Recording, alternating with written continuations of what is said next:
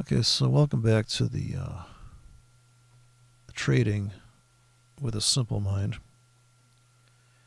And I think this is the hardest thing in the world is trading because there seems to be this effort to correct the risk or to trim down the risk by having better entries and exits.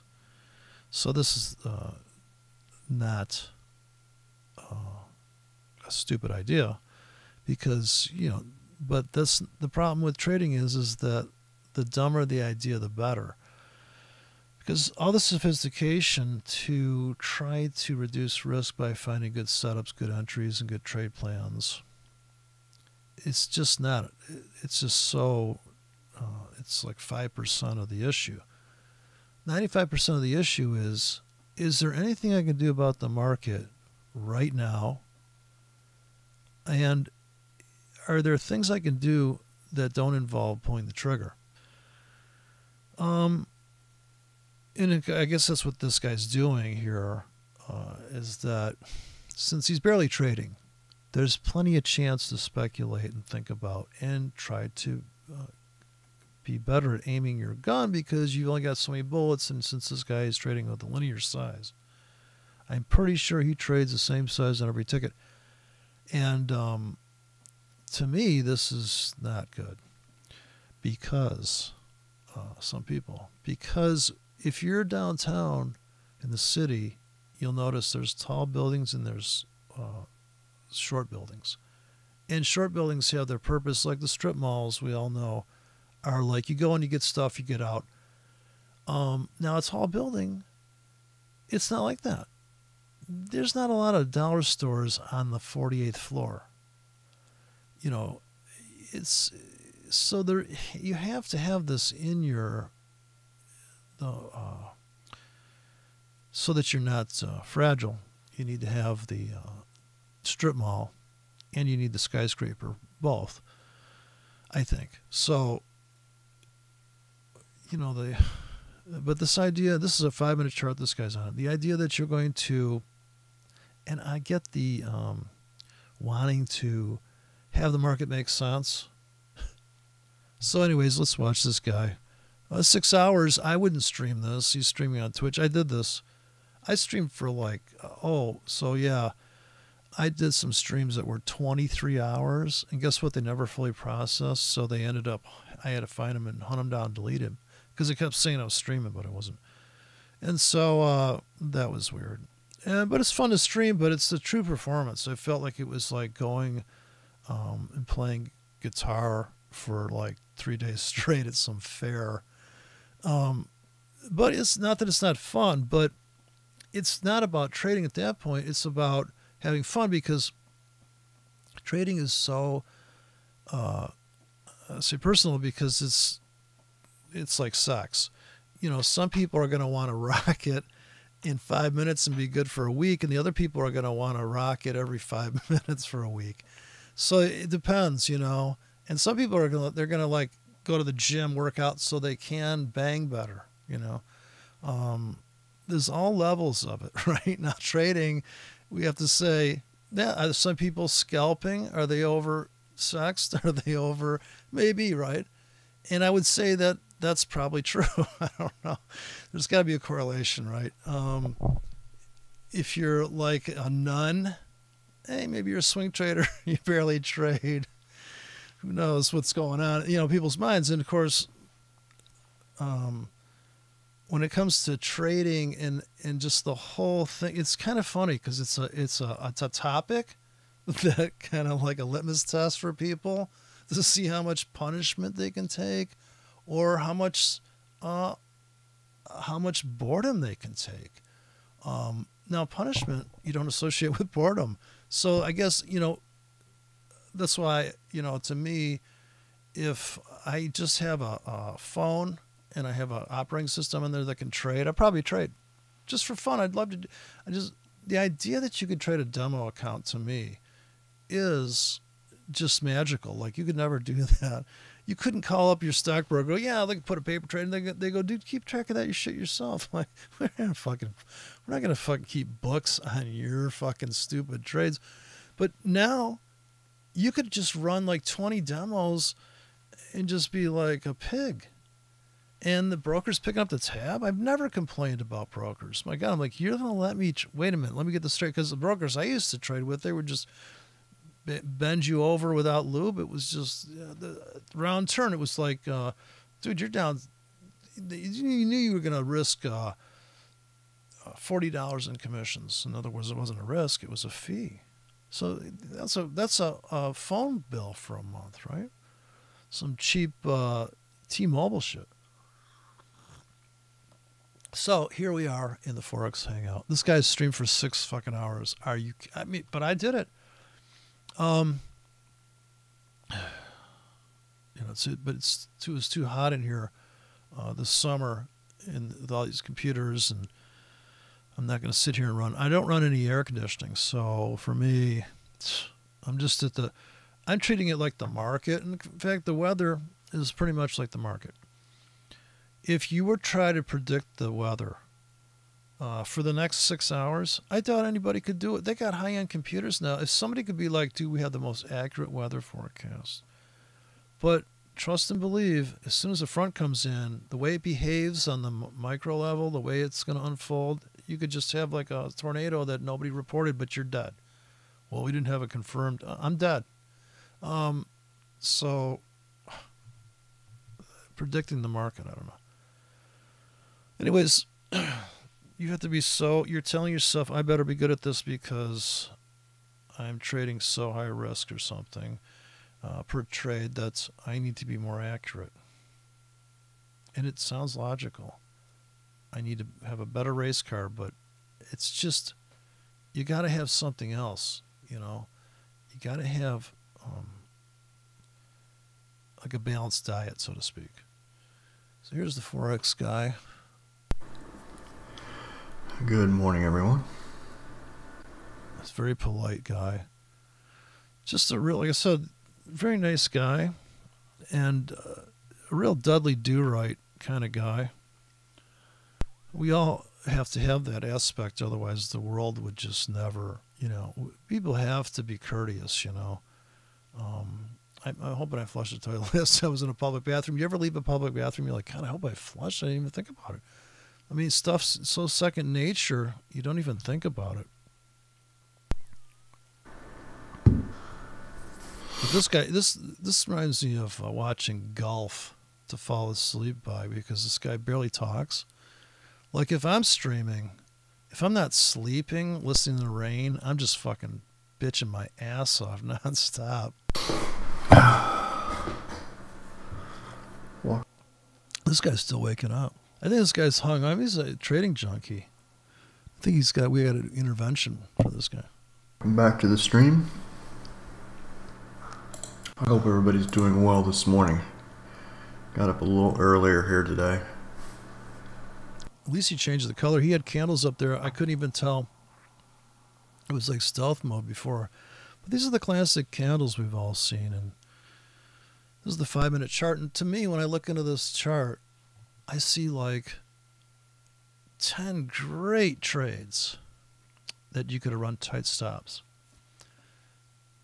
There's probably 30 trades in there. That means every 5 minutes, every 15 minutes, there's a trade on this chart for me. As far as running a tight stop and just going. You could actually put on hedges if your spread was tight enough. See a doji. Like right now, there's a doji. We have lower range right now than we had the last 5 minutes. So it's real critical to me. Because if you are going to babysit the chart, which apparently he's babysitting this thing for 6 fucking hours. And it just blows my mind that he doesn't trade it. He's trading a structure that is so outside of what's happening right now, right here. So the order flow thing, we just had 2 bullish candles. We just went up into this hole, right? Did we not just clip the wicks of 15 minutes of wickage, right? So what I see is, I got to get a smaller scalpel here. I see, in fact, let me see if I can zoom in. So you'd really pick this 5-minute chart apart, and all the trades you missed. But like I said, these, when I say a trade, I'm talking about one. You just can't trade one direction. I mean, one style, one price pulse expectation. I just don't see how you can do it. I mean, if you did it, it'd be on a daily chart, 4-hour chart, and you'd be like, okay, man, here's the trade. What do you got? And the thing is that what you're going to have is a lot of fucking work. And you're going to have a place order here or there, and you're expecting to get stopped out of some of this shit. In fact, as soon as okay, I guess I'm presupposing that the person I'm talking to has traded at least 40 trades with real money or fake money, or with fake money and took it to heart. I mean, certainly you can. I mean, look at Bruce Jenner, for God's sakes. He could have just dressed up like a chick, but no, he went full tilt. You never go full, right? Never go full. Kaylin? Don't go full retard, right? So, I've already lost my fucking train of thought. Range, okay. The range of each 5-minute bar is going to determine, the market's telling you what it needs. The market's saying, hi, I'm the Eurodollar. I run 2 pip spreads fixed at most retail brokers, and you can get me for a pip fixed at a high-end broker or a gold account, or you can get me floating it down to 0 with commissions. But that window there, if you consider the first 5 pips of your whole life in these markets, okay, let's imagine that this is a 5 pip move right here. Okay, this is your smallest range that's even tradable from a standpoint of, imagine your spread is that, and you're trying to make that. Can you see anywhere on this chart that you could have put a stop in here and made this much? I mean, this goes on forever, this story. Like, in other words, not to mention, how many tickets are you going to get in, and how, I mean, it's just all the story in the book. How many tickets are you going to trade, and what type of order is it? There's 2 questions. Just like anything else, like if you were going to trade Apple stock, oh, I'm going to invest in Apple because, you know, I think the economy's whatever. For whatever fucking harebrained reason you think the stock's going up. And we'll just imagine it going up because you don't have a margin account, right? That's the evil margin accounts. Margin's bad. Real money good. I mean, this whole, even that right there, I'm triggered. I mean, but see, the problem with me in trading is it's like about money, and I got fucking issues with money that just piss me off to no end. I just looked at a phone. They're $1,000 for a Samsung phone. It's so funny. They're like $999. Yeah, $1,200 would be outrageous. It steps outside the range of people, what people can handle. And so do these markets in a way, price over time. I'm just going to just bounce all over here. So don't expect me to be thinking straight here, but I'm going to put in the line chart on top of this candlestick chart, and I'm going to show the hard fact that market went down, then it went sideways, went doji, then it went ripping up, and then it went ripping down. Okay, and when we go down for 5 minutes like this, for 15 minutes, 5-minute bars, boom, boom, Boom. Why? In the wild world of sports. Okay, so anybody ever seen that move? 5 minutes down hard. There's a choice here. Did that market just go on sale? Well, yeah, I think it did. So, I mean, this is the dumbest shit in the world. If it goes down, you buy it. If it goes up, you sell it. Okay? Now, if we, how much are you going to sell? How much are you going to buy? Okay, that's where everything just changes. Everything changes right there. How much? Okay? Because I can sit and paint a painting. Tonight I could, take some LSD and paint a painting, right? And, in the morning, you'd be like, Jesus. But how many brush strokes? How many have to be accurate? If I'm going to do a picture, if I'm going to build an account, if I'm a trader and all I do all day is trade, it's just like fucking making cookies. Baker's dozen. I'm going to drop a cookie. Fucking relax. Get a bunch of little cookies. It was funny when soft batch cookies came out, which I don't like.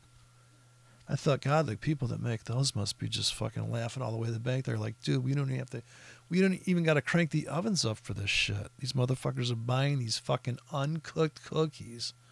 Soft batch cookies. Jesus, give me a hypodermic and just inject me with the fucking pre-dough stage. Ice cream, Haagen-Dazs, hypodermics. But of course, it's just, if it's entertainment food, it has just, that's the bulimics. They fucking nailed it. They just ate and threw up. It's like demo account. demo your taste buds. But yeah, so let's just imagine that you hand somebody a gun that has little itty bitty BBs, and you go, dude, if something's coming at you, shoot. And they're like, what if I miss? Don't worry, dude. You've got 300 bullets and they're little pellets. Well, I ain't gonna kill nothing with that. Okay, but you know what? You're gonna kill something. Kill like insects, right? Like the ultimate food, right? Insects. And so you're plodding along. You're getting it done, and a little bit of time, and but I think that's what trading is. Your eyes are set on it's somewhat, but it goes against human nature. See, and this guy, he's married with kids, and he doesn't have 20 wives. Most people could never think the way you need to think to accumulate money trading in a way that is not a home run every trade. So this guy's willing to plod along here and, hit and miss and stuff, but it's fascinating to hear people want to make sense of something that is so insane as the market. And we can't explain everything on this chart right here. This is a classic chart, a classic setup. In fact, it's a setting up. It's already set up. The whole concept of looking for a good setup, well, all the good ones have already happened, so to speak. From the standpoint of, you can see 15 minutes hard down here. If you would have sold here after 5 minutes, the rule is if it's up, sell. You'd be, well, that really does seem to work. Like, in other words, if I cherry pick the chart, that would mean, if you're new to trading, cherry pick means that you would just open up your, your cell phone and show all these hot babes that you were with. See? Okay, we're divorced. See? And, right? And you wouldn't show any part of the bad relationship. You'd be like, dude, it was her fault. Look at, I did everything right. Look at the presents I bought. And, but really, and this is the thing, is that, and of course it disturbs a lot of people, that this pattern has already happened. And they say, well, you are not allowed to look at that past data and make any kind of plans for the future based on what's happened here. Behaviorally, this pattern of the market kind of like, and I'm going to say in the most broad terms that from this sample we are looking at right here, as it comes at us, we see low volatility. We see 3 dojis. At this point, a robot could get into that. Would he know when to get out and scale out of that? Not unless you told him. So this criteria, 15 minutes of not moving more than, let's say, 5 pips, right? We determined this was 5 pips approximately. I'm not going to get all exacty. If this comes down, so I said the type of order, size of order. So let's go with the broker's micro lot instead of nano lot, because that's a lot of work and you could do it. And I've done it. And actually, the nano lots make more money because you can really control the risk. I mean, you literally stream out what you would normally get out in 1 ticket, you can get out in 3 tickets in a nano account. And you're only using 33%. You've only sliced that ticket down one more notch. And if your stops are 10 pips now, you can afford it financially. And if we're fucking trying to make money instead of pips, I mean, people have to wake up to we're trading money, not pips, because it's the same stupidity as, and I'm just laughing my ass off, these fucking goddamn Europeans out nanny-stated us. It's hysterical. And I have JAFX up here, and they were raided by the government of the United States. And they said that it was because people were posting, and I did a video about them, but I didn't post any. And they were saying it was because people were promoting them. Well, God, I don't care, dude. If you go and get a fucking crack whore that's about to die and you bang her brains out, go for it. I don't know. The nanny state shit just, I don't understand. Stop. Enough already. I got like FDA. Really? But no salmonella shit all over the place. Notice there's always some salmonella. Oh, 5 guys died eating us. I thought the government was supposed to help us on that. You cannot fucking move a muscle. If you own a medical or you own a restaurant, you are so fucking in trouble. Anyways, getting back to this trading thing. So everything is also trading so boring that you can't help but think of other things. So the type of order we get into says a lot about what we think about the actions we're taking as far as getting involved in a trade, as they say, like a relationship. Was it a blind date? Or did you stalk her a little bit before you called her? So, how did you execute the trade? Now, I must say that trading at the market is very gratifying in terms of what it's saying is I've made a decision. The other 2 types of orders are saying I will let the market decide. As far as you getting into the market, the only other decision that you get to make, or no, the market's going to make for you. So if you trade the market, you're the decider, right? You're George Bush. If you put a stop in above or below to get filled, another initiate stop entry, the market's going to decide when that's going to happen. And if it's going to happen, you got to pick the price, but the market's going to tell you when and if. Now, if you're like any guy that I know, and you're pretty much going to direct the show.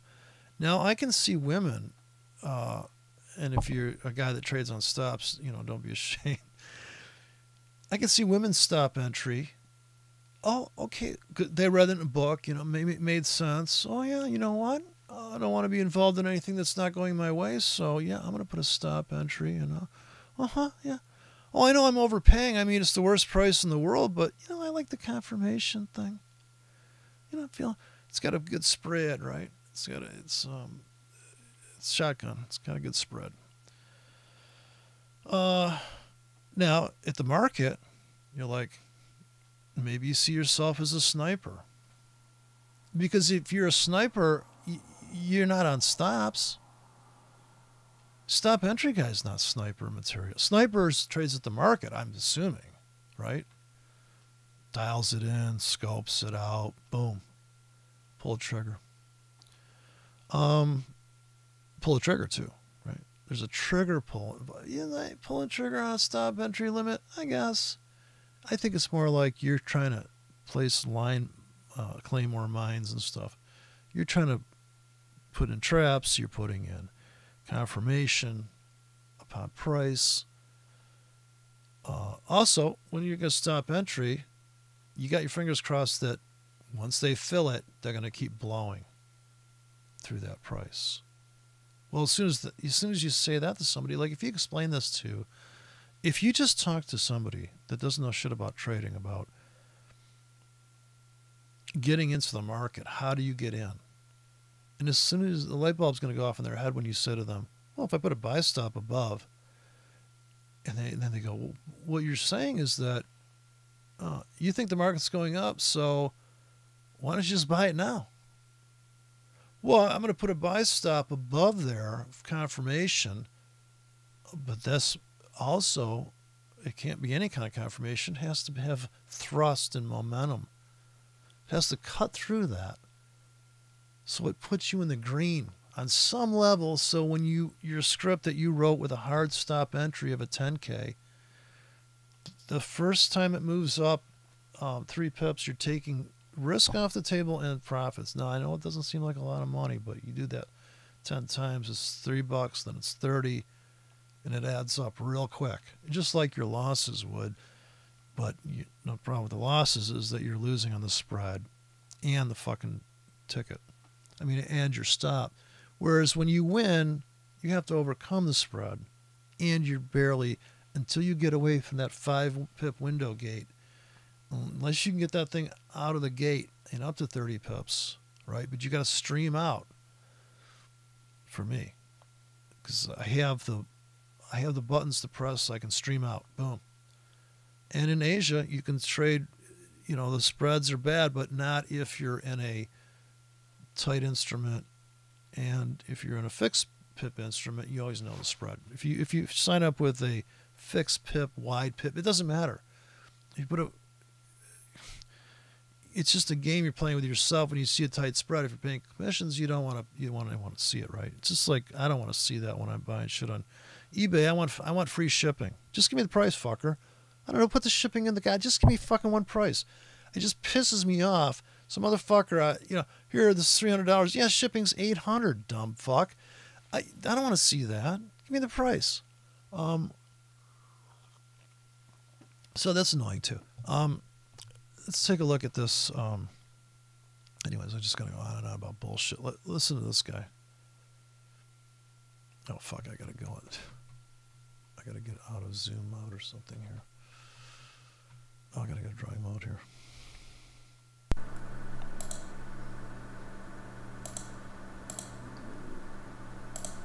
Oh, jeez. Anyways. We do have some potential trades setting up here on the Euro USD 5-minute. I'll explain what's going on, why I have these split up in just a few minutes. Yeah, I'm sorry. This is I'm just sitting here trying to relax. So, anyways, this guy, I'm only 30 seconds into it. So he's really very, I don't know what they call it, calm. He hardly speaks, but I don't know. So, this chart here is just a gold mine, isn't it? Let me see if I can just run through some trades down here real quick. Just in the sheer sense of if 5 minutes is going by, oh yeah, okay, so here we are. We just went up. Let's just do it blow by blow from here on out. We went up 10 minutes, right? Now somebody sold that. And why would they sell that? Because even though he's got that structure mark there, I'm sure somebody can make the argument that this bottom has become a top to some degree, or in other words, this is a pivot zone. A lot of people are going to be getting out. There is no one trade. There is no, this is the trade. It's just completely fictitious, dude. I saw a girl today at Starbucks. I'm like, holy shit. First I'm like, and I just love when a girl has buck teeth. So she was, and I thought, oh, I don't know, man. And then, she's really, and so that was entertaining. I love those buck teeth.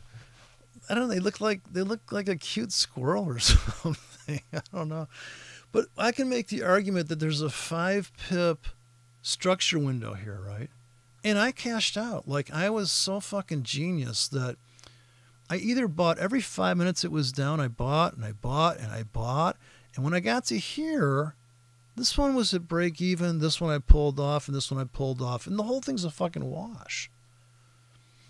Or, I'm just going to blow through this like everybody knows how to trade. So I'm not going to sugarcoat it for you anymore. If you had the balls to perceive this low, if you had the brains to perceive this low, and you said, I wonder if there's any buyers. I wonder if anybody would pay cheaper for that, like all the way down to here. I think they would, Gerald.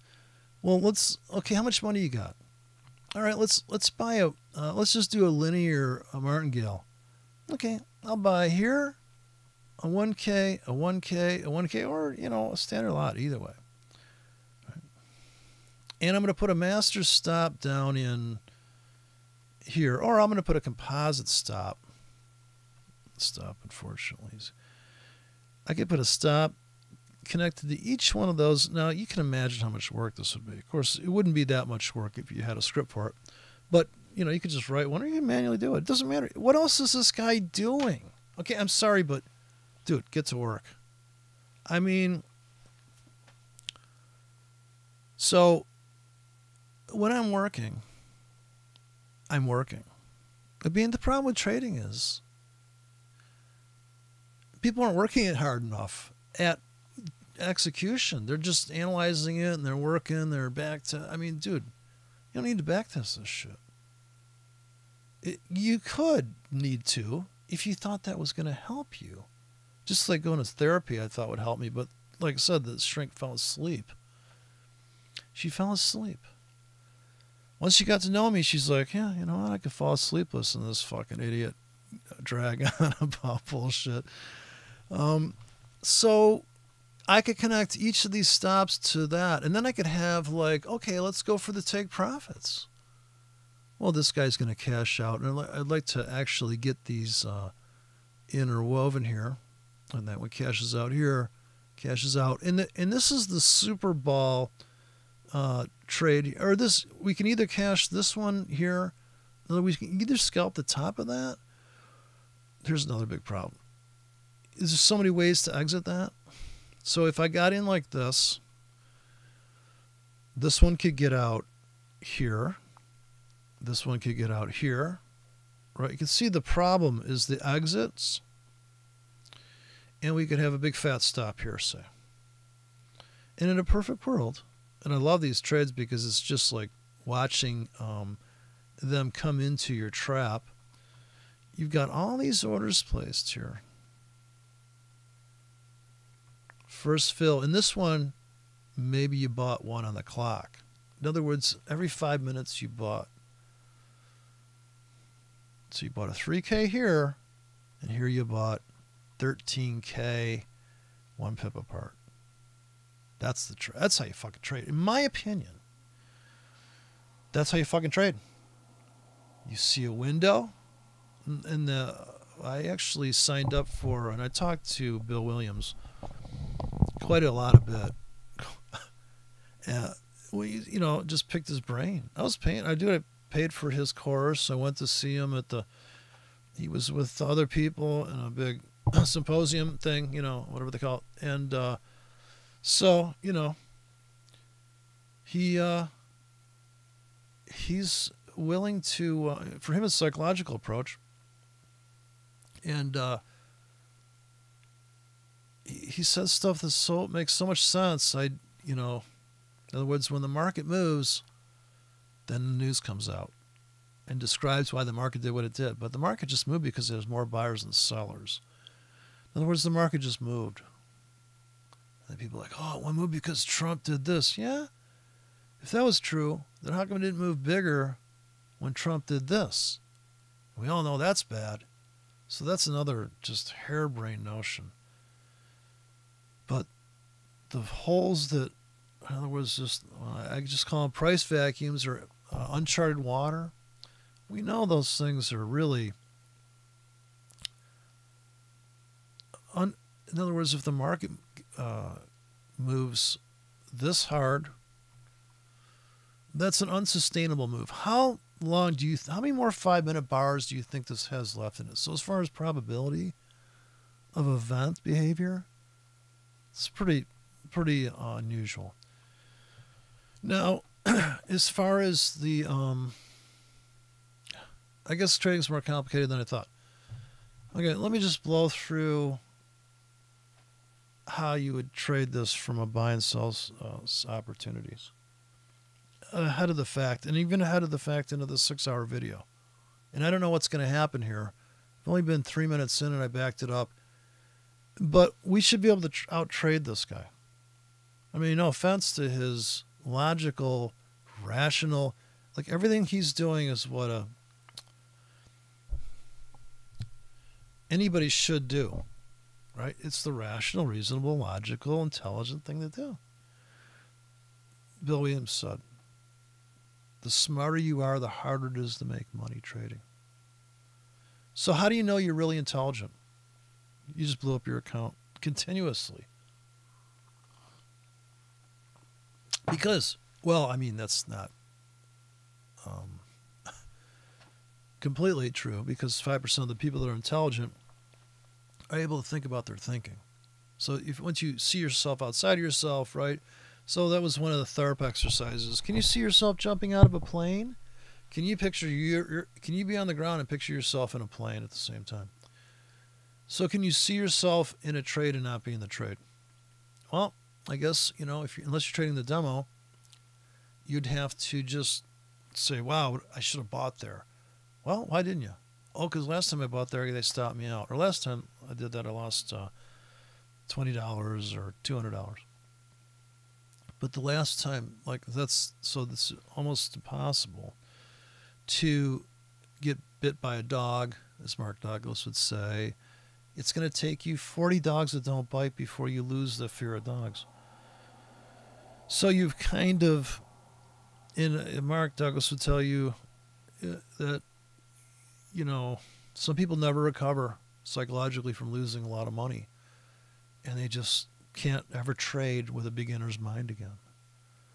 I would say it's very difficult to unthink about all the stuff you know. I think the best trading I ever did was, and it wasn't beginner's luck, is that I had just enough knowledge to trust myself to just take a risk without too much analysis. And then later on, the software got better and everybody started to dial. I mean, the more you dialed it in, the worse it would get, just from the standpoint of too much information. And that's why I'm always harping, I'm kind of beating up these level 2 guys, because that's not the answer. I just watched that guy, Jigsaw guy. He said something very profound in the middle of his seminar. He said, when you see this number, don't let it trigger you into taking that trade, because that ticket's sitting there, that big ticket's sitting there, and it's teasing you. Well, dude,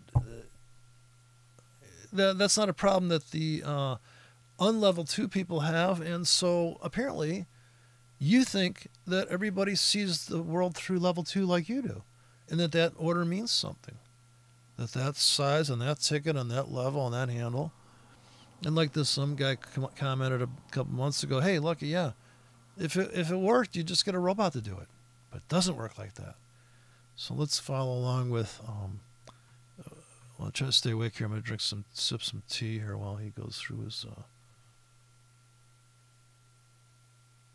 oh shit, I'm still in, I got to get back to, I got to get out of draw mode here. Maybe a zoom mode. I'm trapped inside the window here. Okay. It's not letting me play it. Anyways, I guess I crashed the YouTube thing. Okay, back to this guy. Couldn't really decide where to place my sell limits, so I just split them up and placed 2 is what I did. Well, that was a good idea. So, and this is the critical thing. The focus on decision is so hard that, you know, he has split his ticket, but why not split it into 10s? I just don't think this. Now you've only cut your decision has to be half as. I mean, I would just be like, well, put 10 tickets in there for God's sakes, man. Even with the first in first out restrictions, if you place them in there properly, you'll qualify for that.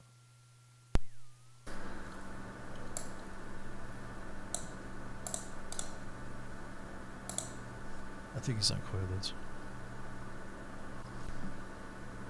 How do you explain the serenity this guy is able to comport? He should have become a therapist. He could have been the shrink that fell asleep listening to me. Just getting the word out that we're streaming here. I get a bullhorn, buddy. Before we begin, please be aware of the risk involved in trading forex. Read the disclaimer above. I don't know if it's risky, but disclaimer below. I said driving in traffic's pretty risky. This stream is meant to be for general commentary and entertainment purposes only. I'm not here to be a signal provider. Please trade at your own risk and be aware of the risks involved in trading forex. Like losing your wife and your car. Good morning, Doge. Of course, that's not such a bad thing sometimes. Son, good morning, Aziz. So your car's breaking down, and so is your wife. You know, it can be the most cleansing thing. If anybody know who Norm Macdonald is? So I was really getting into Norm Macdonald pretty heavily, and apparently this guy has lost his life savings 3 times, and at some point he actually took his money, he put it in the water at the beach, supposedly. And he said it was very cleansing to go broke. Well, yeah, of course. It's like a bulimic thing. I'm just trying to wake up here this morning. So we are streaming live today on both Twitch and YouTube, I think.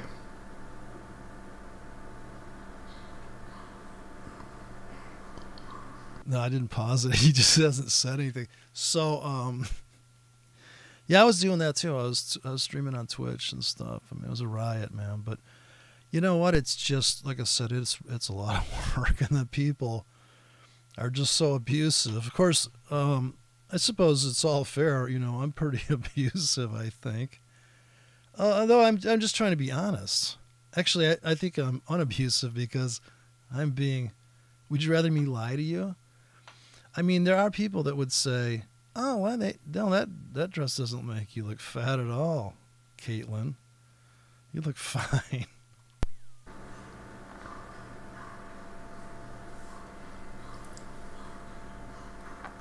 Okay, he's about to speak. So it looks like the stream is going well. Brace yourself. Okay, we'll get right to this chart because we've got some trades setting up. And I'll explain to you why I'm kind of in these trades right now. But they're not trades setting up. They're you setting up to trade. Don't forget, the trade's already everybody can see the trade, can't they? Like everybody can see it, right? It's going to be buy low and sell high to make money. Looking to get in these trades.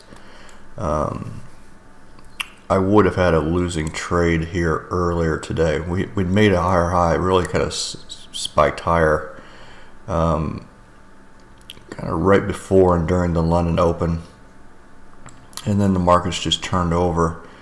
I probably would have bought in this area, looking for a move up. Let's see. Yeah, I would have bought in this area right here, right around a 117, and looked for a higher high, but the markets just decided to, this would have been a losing trade for me, but the markets decided to just continue to move down and make a lower low. So I'm looking to sell now, and I'm looking to sell on a pullback, but at a discount. I couldn't decide where to put the sell limits this morning. We have this entire move. The 618 is kind of around the area. He didn't say the 618, did he? Now this is a contention with me. I absolutely lose my marbles. In fact, I was a member of the forex hangout Discord thing, and the 618 put me in a tailspin of, I just was absolutely upset about. It's kind of like when people go flat earth on you and they're like, 9/11 was an inside job, and I'm like, dude, the government can't even fucking, they don't even have me, they have me listed that I live in Florida. Come on, give me a break. Area that I like to sell, and it does pull back to where we broke earlier. 618. But there's also a possibility that we just fill this gap and go lower, just move down lower. So right now, does everybody see what I just saw? We have a trade signal, and this is my signal service. You see a doji, fucking get in there, sell it or buy it. It don't matter. So I've got half the position here, half the position here. Still managing my risks the same way, depending on where we turn, if we turn. Okay. So here's the thing, and this is the big deal I was talking about earlier. Do we place a buy stop here or a sell stop here? If we put a tight stop in, we're so close to the market, and we're like, okay, I just got filled, I'm short. But knowing what we know about market behavior, it may just come back to retest the body, this pivot. So these are the pivots. Any small body's a pivot, right? Pivot, pivot. In fact, if you just pick out the dojis, you see how simple the market is.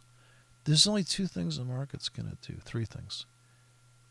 It's going to doji and go sideways, or it's going to rip up, or it's going to rip down. It's the only thing these markets do. So right now, what's it doing?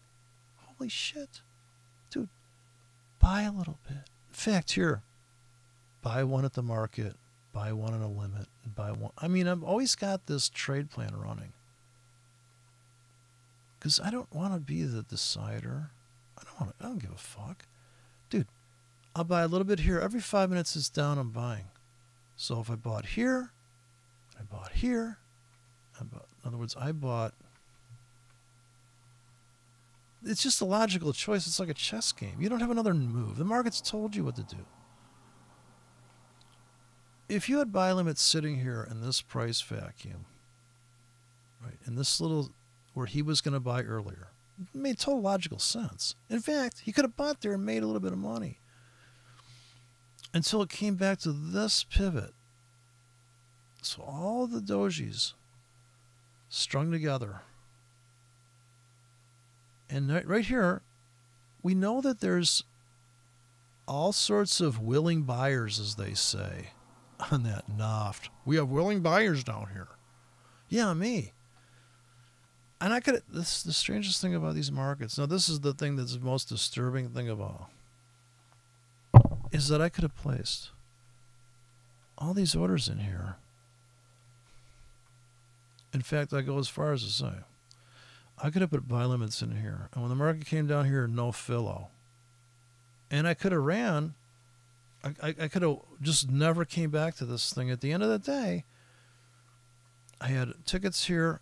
These last ones didn't fill. These 3 filled. One of them got stopped out. One of them made money. And this little piggy ran all the way home, right? But he didn't run home yet. But what if I changed my cluster dimensions to be very nested in, okay, I'm buying 1 pip apart and I'm buying 1 Ks. How many Ks can I put in here? If I nest them, I can put in 40K all the way to here, right? I get filled on 20K. I cash out on 10K. Now we're talking. And now we're working. And now we're working hard at execution. And now we're going to make money. So I don't get this sitting around and analyzing. I don't get it. I mean, I just, like I said, I'm always trading a demo. So I don't overtrade my real money. Don't want to do that because I love trading too much, I suppose, is a problem. Love the technology, love the graphics, love the geometry. I love this geometry shit. But this doesn't mean shit. In other words, how the market weasels to this, if it goes to here like this, who's not selling that? If it drifts to that, well, that's kind of iffy. It's about to cut through there. I mean, what are you going to say when the market's here? Holy shit. So I try to stay away from this stuff. I guess, the problem is this is leading you into scenarios based on 1 fucking ticket or 2 tickets in his case. And he could plug both of these off for a small scalp and then be pissed off when it comes all the way back to what he completely perceived to be the price pulse unfolding the way it does. And the times that it happens and you go, fuck, I got to start taking those trades, I'm right about it, it's not going to work the next time you come up, or it's going to feel like it's not working. Even because if that was true, you'd say, well, I'll just trade against myself and then I should make money. No, because you're still going to shit your pants and you're still going to over tighten your stop, not give the market enough room, trade too big. There's so many other mistakes you could make or errors outside of this is 5% of the game is deciding where you're going to get in and out. It's like, I said, where are you going to get in? Where you're going to get out is like a whole nother deal. And that's the only reason this guy makes money is that he's a risk manager. But he's delving into this analysis and he invited people into the chat and they came in with these harebrained pitchforks and stuff, which they're just an opportunity to trade. Okay, you still have to fucking go through the devil and the details of like how big you're going to trade, how tight your stop going to be. These patterns can unfold beautifully. Channels can go on for 36 hours straight and then bust out and go into insane volatility after that. Since these are floating currency pairs, there is no fucking regulations, over-the-counter pricing. There is no fucking Google. There is no stock exchange. There is no exchange. There's nobody telling the market. They don't do price halts. Like in the olden days when a stock would come out with a announcement, they'd halt trading on that stock to protect the investor. It's the government trying to protect you. Meanwhile, they're fucking you because now it's going to gap open against you and really rape you. They create a liquidity. I mean, this whole idea that you're going to manage reality is just hysterical. And it's so funny because I'm loving this fucking leverage bullshit. The fucking anti-state Europeans. What you fucking talk about? No wonder these poor Brexit people are just dying to fucking. And look, it's like Greece. That whole drama. It's funny you don't hear about that anymore. Oh my God, really? They're running to fucking traders away and it's hilarious. Great, because now all the unregulated guys are going to make money. And I love unregulated shit. So all the unregulated brokers out, which there's like 10 of them out there, they're cleaning up. Yeah, they're like, dude, you're already taking a risk. Look at you. You're trading with fucking, why don't you just trade with real money? How about this? European government says you want to trade forex, you got to get a fucking pant load of money and a couple briefcases and just fly over to fucking the States, cash out, or no, go there and live, wait for the exchange rate to fly back with another suitcase, carpet bag of money. Well, that's next, right?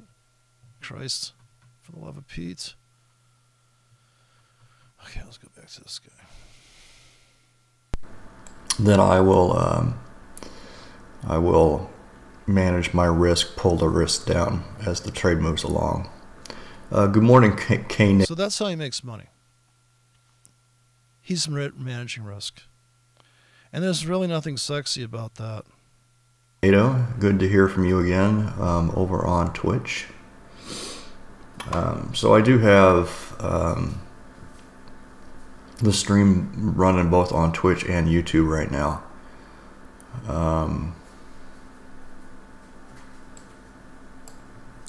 Keep going. Come on, man. And the chat box that you see up above me, is a combination of both chats. He should do voice recordings for those 800 numbers, you know. If you'd like to talk to one of our sexy girls, then press 5. Meanwhile, you're paying by the minute. He's stretching out all the menu systems. Okay, you've just spent $5 more waiting for the girl in the queue. She'll be with you momentarily. She's putting something nice on. She has to. You don't want to see her nude. I'm not sure anybody looks good nude. Oh boy.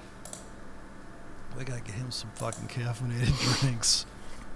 Where's this guy's red? He's not a hyper scalper.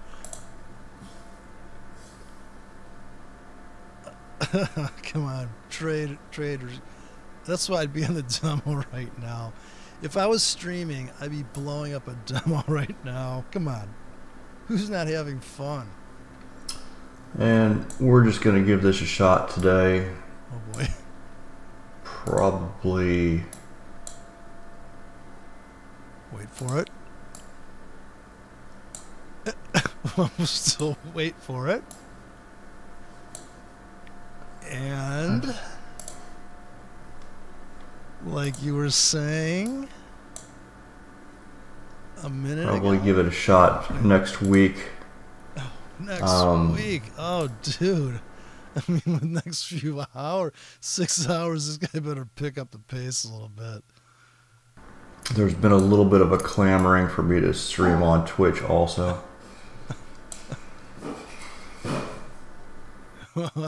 Why? Because all the insomniacs are dying for a feed? Can I look at the GJ? I sure can. GJ, what's I'm just getting set up here. Copy? And I'll look at all the pairs here in just a minute. But Loveland, are you looking at the GJ on the 5-minute time frame? Holy shit. No, wait a minute. I assume so. Now look at this fucking thing. Oh. What's the dollar index, isn't it? What the fuck is that? I got this zoomed out. Yeah, it's the dollar index, isn't it? Okay. So here's the infamous copy. Now now we're talking. Now look at this 5-minute chart. I think, right? Yeah. 5-minute chart. Holy shit. Yeah, see now I would be getting filled on limits here. And I'd still be waiting to make back my money from these. But these I'd be underwater here too, but I would have bought all the way down into that just on limits, like if I wasn't here to trade it. If I wasn't going to babysit it, I'd just put a pile of limits. And probably there's maybe a little bit of void down here where they hasn't traded for a while. I'd get in there too. Just saying. But yeah, the guppy. Or you could have sold up here, right at the tippy top where they clip the trees. And it looks like they're going to go for it. Big fake out. Wah, wah, wah. Here's the last gasp into structure before the smash down. Another classic, over and over cliche of the market. Repeated endlessly till you could die. Yeah. Yeah, I mean, I would be looking for a pullback, right? I mean, what are you doing in this pair right now? Let me guess. He's short. He's short, waiting for more profits. Can I guess? Yeah, move up and just absolutely blew down here.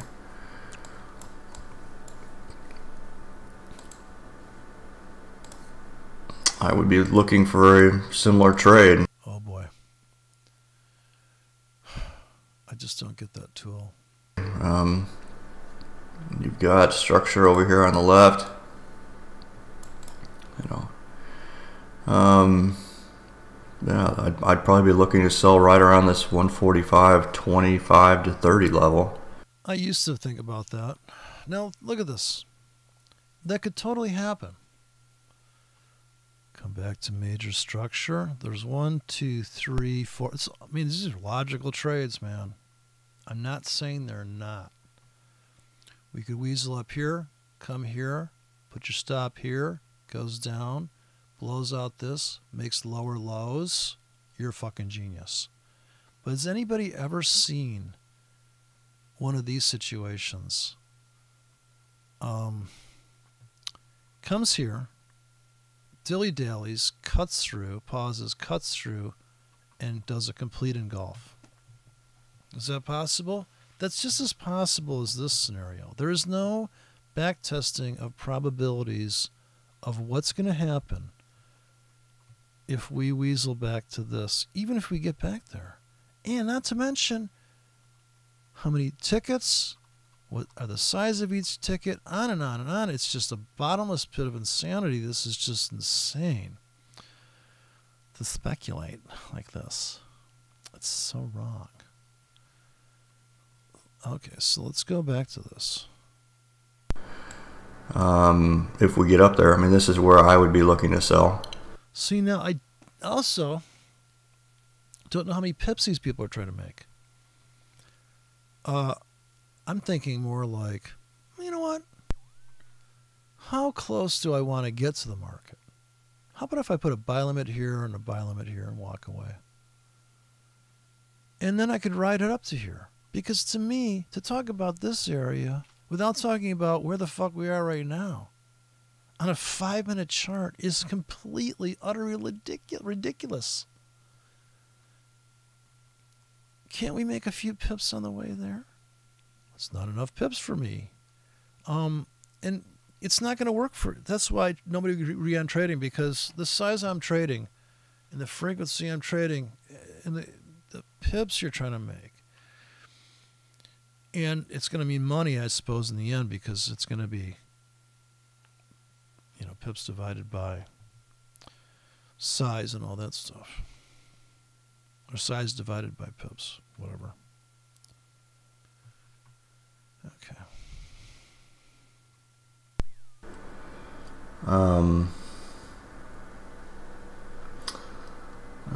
You got in a sell just before the pullback.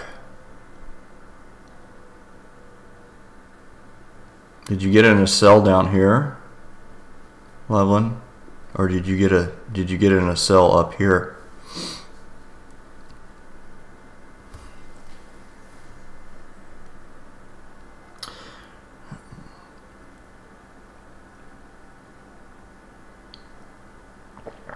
I mean, you want to be selling this market right now until it proves otherwise. But you also have a gap. All right. Now, that is a very bizarre statement. In fact, to me, that is ridiculous. Until otherwise. Dude, there is no otherwise. There's a trade right now for somebody out there. For a certain target and for a certain stop, there's a trade right now on the 5-minute chart. I mean, that's a 5-minute chart, right? Yes, sir, it is. Okay, this is British pound. This is the guppy. So pound yen. And the spread's typically pretty brutal. And people love trading this fucker because it moves so many pips. And I get the pip thing. But it's not a scalper's market necessarily because of that brutal. And it is erratic and it's very, you have to have multiple tickets. I just don't see how you walk around with one bullet in your gun, or two even. Double barrel shotgun is what I use, son. Because one barrel blows out, the other one's still good. But God, man, I don't know. It's just really just, he's just being too logical, or he's being too presupposing with the fibs on there. You know, you just want to blow your brains out, right? All right. So don't forget that there's a gap in this area right here that still needs to get filled. You got a trend line moving down. Precisely. Why don't we make money on that fill? In other words, how many pips are you trying to make? I mean, my question is, anybody that's ever asked me about the trading, I say, how long do you want to be in the market, and how tight is your stop going to be? Because the longer you're in the market, the wider your stop would need to be to survive until your target's hit, or until your profit is hit, profit number, until your exit criteria. I don't want to say target because it makes it sound like you're actually able to set these trades up when it's completely ridiculous. As I'm sure you'd see as this unfolds, 6 hours. So I would ask why you sold all the way down here. All right. Why did you chase the price? Because it's going down. It's a completely logical argument. Sell it because that's where it's going down. Big boys are selling it. I want to be a big boy. It's going down. So now he's speaking, now he's saying contrarian, and he's also saying you should be only selling this market. And are you chasing price, or did you just get in late? Yeah, you're chasing price, but you don't know that till after the fact. You don't know. It could have been perfect. You could have just rocketed down. You'd be like, dude, I know I was chasing it, and I've chased markets, man. I've been forced to chase them because I go, dude, this thing's going up. It pains me to think that I'm chasing. I'm not. I'm adding to I just see, the big picture is, dude, we're about to take out the monthlies. We are about to take out the monthlies. I'm sitting a 5-minute chart, but I know there's a bunch of orders that are going to be triggered by, and it's just going to be hedge funds getting the fuck out. It's going to be just people getting the fuck in, people getting the fuck out. In other words, there's going to be a lot of drama in the void. Right? So once the void's filled, like here, tension, fill the void, come back. Tension, fill the void, come back. And now it's heating up. Now I could just go wackadoodle. Right? Anything could happen. You want it to happen the way you want it to happen because you're smart and you're smart enough and good enough and doggone it, people like you, but it doesn't mean they're going to be right. Okay. Because it may turn out to be See, now right there, when you stretch that out, that changes everything for me. Now you can see there's fibs within the fibs you're missing out on. And once you can see the spread, which I don't know why he doesn't have the spread turned on, because that really tells you how brutal these markets are. He just says, you see the bid. You don't even see what you got to pay for this thing or sell it for. I mean, or you put your stop in when you sell. These are bid-only prices. A winning trade. And I'm just wondering why. But maybe he's not chasing. Maybe he got filled on confirmation. In other words, everybody makes the supposition that, it's a stop on it's this is that. No, you know what? Maybe he put a sell order here and he got slippage. He got filled. Who knows? Or he wanted extra confirmation. We just took out the 4-hour bars. You can't see it. This is such a narrow view here on this little thing. You know, we can't see the whole picture, even though he's zoomed out. But you can see a lot of crazy scalper drama here. Somebody's making money, like if they're able to be nimble on that. If your strategy says to just sell down here, and you have a profitable strategy, then who am I to argue with that, right? Well, that's true. See, now, the crudest trading system in the world is amazingly good if you've got risk management, or you don't, or you've got frequency management. You're not trading too much, and you're not, and your targets are not, your stops aren't unrealistic, and your targets aren't unrealistic, or your profit numbers. But personally, I would wait for this to pull back and get Or your ratios. a better price on it, and just be patient.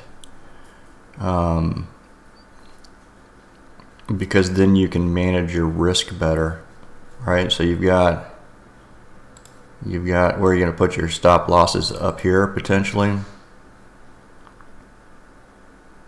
You got in a hurry. Good morning, Jimbo. Yeah, and maybe that's just a lesson learned. I mean, but if you got in a hurry in a small position, see, this is the nice thing about trading small, is the ability to be flexible and scaling and not commit to like, oh, I have to be right about this trade, so you're slightly short. You know, if you are trading 12 pairs, okay, so you saw a little guppy, and you can put a wider stop and you can walk away, and then you can go to another currency pair. I mean, it's just a bottomless pit of how you can approach it. Like, you could be the guy that has a guitar with 3 strings, you know. I mean, the guy from King Crimson, the bass player, he had a 3-string bass as a joke. And, you know, all the reasons why 3-string bass is better. So you can be any kind of trader. You could just be like, oh, I think I'm just going to buy. Oh, I got out scalped. I mean, there was this guy that was trading like that. I was like, yeah, of course. You can do that. You're up, get out. Never a losing trade. I did it one morning, never losing trade. But that's a lot of work too. It's all a lot of work. When it comes down to it, like unless you have some robot churning away, but you still had to get him up and running and all that stuff, right? And oil him and. There was a, you know, maybe you're looking at this trend here, and then you got this big bar.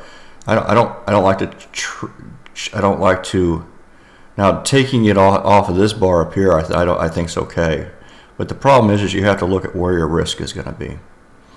All right. So if you didn't catch that it broke right here up around 145.30, and all of a sudden it just takes off. I mean, there's 30 some pips there, you know. But that's not risk. That's just pips. Now, if that was $1 million position, you'd say, yeah, that's kind of risky what you're doing there, buddy. I always think of risk and money. Why do I think of risk and money, not pips? I don't know. Maybe because I traded a 1K and a 2K, and I noticed the difference right away. I was like, well, you know what? That's twice as much risk. Especially if they had the same entry price. Are you kidding me? You mean to tell me I can trade a 10K in a 1-pip zone without repeating price? Now, just a minute here, mister. You're splitting hairs, but I mean, you're splitting your risk. You're scaling in technically, but how far do you take that? Every 10 pips? Well, there's a big difference between every pip and every 10 pips. Right? It's like, Jesus, that's 10 times difference between the 1-pip range and the 10-pip range. And they'll both be individual tickets, 10K. So when I thought about that the first time, it really was difficult to imagine in my mind's eye, because I put up a spreadsheet one day and I said, I'm going to do that. I'm going to mark off a 20-pip zone on my spreadsheet. And I said, holy shit, I can't fit 200 lines horizontally on my screen and actually manage to see even where I filled in the slice of the entry. And that's on a 20-pip range. So imagine you've got a 20-pip range and you've bought 200K. Right? You bought 200K and never repeated the entry price. You don't have a duplicate. No duplicates. High-res cushion. So imagine you've got a $140,000 position, $149,000 position, and they're all 1Ks. And I traded like this, dude. I did this shit on a fucking demo, a $3 million position on 1Ks. Now, I didn't get out of that trade because I said the exit would have been brutal. In fact, it would get out, but it would probably take 20 minutes and be kind of a heartbreaker in a way, because you're literally, as you're on getting out of it, the market, your account is fluctuating $20,000 every 5 minutes, and it's going to take maybe 15 minutes to get out. I don't even know. I didn't even want to try. I kind of just ran it. I just drove. I wanted to see how many 1Ks I could trade. So that was the point. The exercise wasn't about can I win a boxing match because I went to the gym and did chin-ups. It was like, how many chin-ups can I do in 10 hours without stopping? It wasn't about winning the fight. I wasn't trying to, right? See, although people would say, God, man, that's pretty good. I bet you could kick ass in the ring. Well, it's a completely different thing. If you go into the ring to fight with somebody, you'd have to be literally real time with them, like you're babysitting the market. And you can't let them fuck with your head. So if trading goes against your nature. So if you feel like you want to buy, maybe you should sell. And you could fade yourself. You could contradict yourself. You could be two people, and you could play that game. I mean, you have to play a game in your head on some level. So you're in traffic, right? And it's you don't have the patience for that, but you can daydream. So the thing is you're allowed to find a workaround for things that fuck up your trading or your execution or your way of viewing the world. So if you're trying to, I'm sure everybody's running a situation where they're trying to find something, and then one day they're just like, well, look at, there it is. Is it that they just notice it now because they were hunting for it? And there's a lot of questions that go pretty deep as far as, are you a better trader? Or is the market just, as people would say, well, you know what? Summer's over, the markets are moving. Okay. Now, the velocity of this move, what can you, like, it is so insane. Like, you could go from now, 20 years back, on any currency pair, and I'm going to tell you right now, if you study that market, you'll say to yourself, wait a minute. You mean to tell me in 100 days it can move 100 pips in the same sample size of 100, a linear camera, right? So most movies you go to, it's like, what, how many frames a second, right? 24 frames a second, something like that, the original. But the market's not like that. The market's like, to get that same amount of data, it's like 10 days. It just moved what it would take 10 years to normally do. Movies are linear. So people want the market to be linear. They are counting linear time on it. They are doing that. And that's why this guy said, so funny, I said, momentum trading. He goes, I never heard of that. So, well, it's just that momentum means that it's, you can realize momentum if you have a linear time count. So if somebody plays 60 beats per minute, and that's the ruler, and we can compare everything to that, it'd be like saying, give me a 60-minute chart, candlesticks, put it up. Let's take a look at it. Let's do some trades here. It's very simple to think in a 60-minute, okay, it's been an hour. What is it? Oh, okay, doji. I'll put a trade on. Okay, another trade. I'm going to take a nap. I think that when you make good money on a trade, your brain immediately says, dude, let's do better at this. And as soon as you do that, what you've done is stepped outside the realm of what your system, as far as the way you designed it, can handle. You can't trade like that unless you rescale it. So let's say you're trading 1Ks, or maybe take 10Ks. and you're running 10 pip stops on 10Ks because you don't want to manage that many tickets, right? So there's a threshold. Otherwise, you'd trade a nano account. But when I realized, unless you trade scripts, you can't trade a nano account for real. Like, you can't be open ticket, play stop. I mean, dude, 30 cents? Are you nuts? That has to be automated or semi-automated with you launching a script or some other thing. I'm going to try to run an Android thing. I don't know if I can do this kind of complexity in Android, but I'm going to get a phone, I think, and try to run. Although I'm very nervous because I just love Windows. I guess I'll just have to tether it to my thing or something. But yeah, so this guy down, it's funny because people will watch this Forex Hangout guy and make assessments on whether he knows what the fuck he's talking about, whether or not he made or lost money. In fact, he can make so much money trading and be out of his fucking mind and maybe retarded. I think that he could be a complete genius and blow up the account.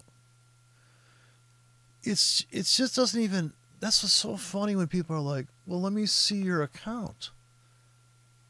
Well, that only speaks to that account in this time, in this year. Last year, maybe I made $1 million. This year, I lost 100,000. And you'd be like, dude, let's see your current account. Like, yeah. I know I made $2 million last year. I'm down 100 grand. It's a real bitch. People go, what a fucking loser. Or the fact that you lost your hot trophy wife, just like you're doing so good with her.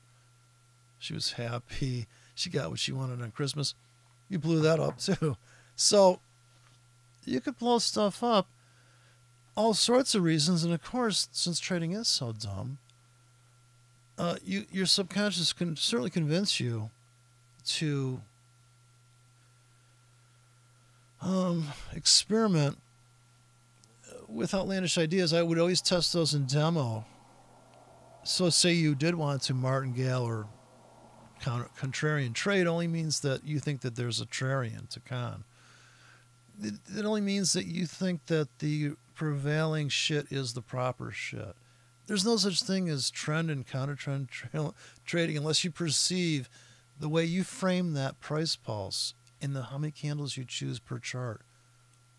That's the only way it means anything. In that context, in that moment, you'd have a better time of classifying artwork than trying to judge whether or not entering any one trade means anything at any point. So yeah, it's a real brain teaser, but it's fascinating because the market's moving. But like I said, what are you doing about it?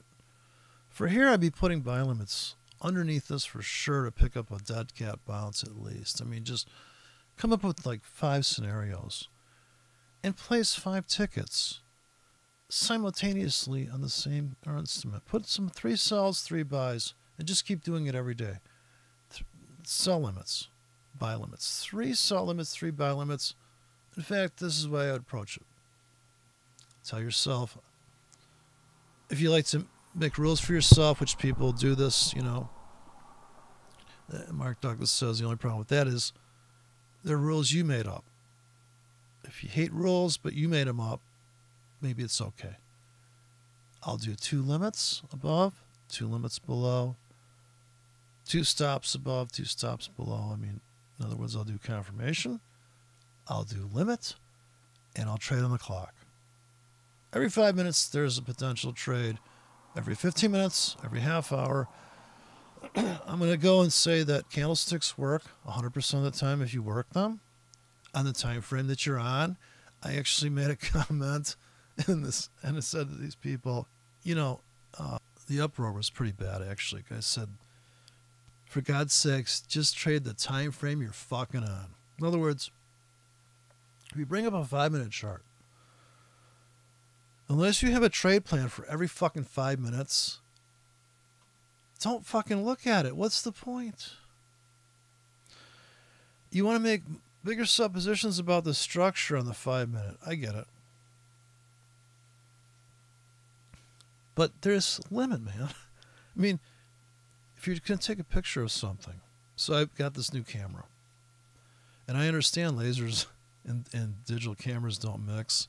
I never thought about that because I always thought, I hate digital cameras, but now I really can see why there's a flaw there. Because the film cameras, to me, are the way to get a 6x7 Pentax, 220 film, real film, and just do your own fucking, get a dark room. My God, it's not that hard. But yeah, so like a pig, I'm shooting pictures. I come back here and I'm like, I can't wait to see this 20 megapixel shit, and I bring it in. And I'm like, God, you know what? I could crop the shit out of this and make about fucking 100 photos out of this one photo. If I have enough res, enough pixelage, I can just be a pig. So I could do the same thing with this thing. I could slice this down. Look at the trade in here. Look at the trade in there. Oh man, just fucking. It's just there's so much shit going on here. And this is binary digital shit. This is I guess price behavior over time. So we have a linear snapshot of 5 minutes. Our frame rate, Alexander Elder would tell you this. I'm taking a picture of somebody every hour, and I'm averaging them by a 13 exponential moving average.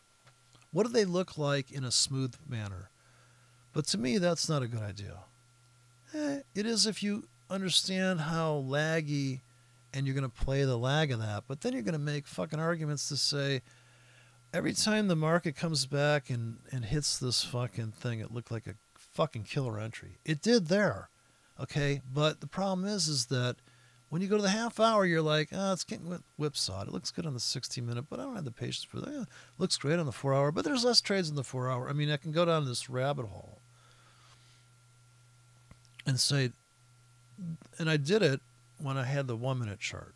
So I had a 1 minute chart. To me, was like, okay, but when I saw the 10-second chart, I go, dude, I need me a 10-second chart because I made so much money in a demo one night at this dust copy, or the Swiss broker, which is a weird broker because first they took the United States, and then we don't take any trade here, but 51 leverage.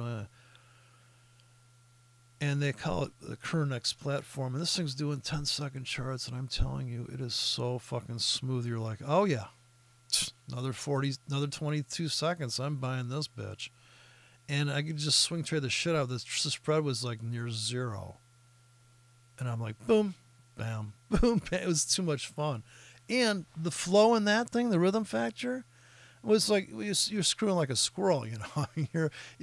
You really boom. You got to be boom, boom, boom, boom, and but you know this stuff here, 5 minute chart looks like fucking monthly. And you go from that 10-second chart. And I got a 5 minute chart. Okay, come on, let's put the orders in. Another doji, hit the trigger. I gotta wait 5 minutes. Damn, this is a bitch. I hate this trading shit. No, it's weird because I don't think I've ever traded so much fake money in my life as 10 years now of trading fake money. I say that, and I'm not ashamed of execution. Okay, these were inflatable dolls, but I'm telling you what. No, I mean, I want to know before I drive the car. I want to put it in the wind tunnel a little bit. But yeah, when it comes down to trading real money, you're going to do the math, I think, unless you're like this guy where he's got money to blow. So he's like, yeah, $180. Oof. I hope that was more than one ticket, and I suspect that was just the one ticket. So I have a problem with that. I'm not wasteful. I mean, I buy high-end stuff, but I'm not buying I'd rather buy one high-end item than 3 shitty items, I guess, unless I think that they're just going to be a temporary fix. Like I got this case here I bought Walmart for $1.88 back to school box, and I swear to God to you, if it wasn't for the engineering of this thing, it would collapse. In fact, some of the stuff I went there to buy was already dysfunction. It was right on the edge of functionability. It was on the... But I don't know if I could handle Oh, so yeah, going back to the European nanny state debacle, who saw that coming? Man, just when you thought, I guess when they depecked the Swiss franc would be that was the other shoe to drop apparently. But I like how they think that they're helping people. I don't get that. I think that was lobbied for. Something tells me somebody said, no, what we got to do here is, like, there wasn't the government's idea, I don't think. I think it has to be I don't know who's the banks. I guess they don't want to. I don't get it. I don't know. It wouldn't matter anyways because it's so hysterical to think that the United States was getting butt fucked, and here comes the Europeans with a fucking trebuchet, right, with no lube. I mean, really? So I hate to say it, but it's like when they drop the plates in the kitchen. You're in a restaurant. You kind of have to giggle when I'm thinking, somebody, the floor is wet. I mean, I don't want to see anybody get hurt, but it is too funny.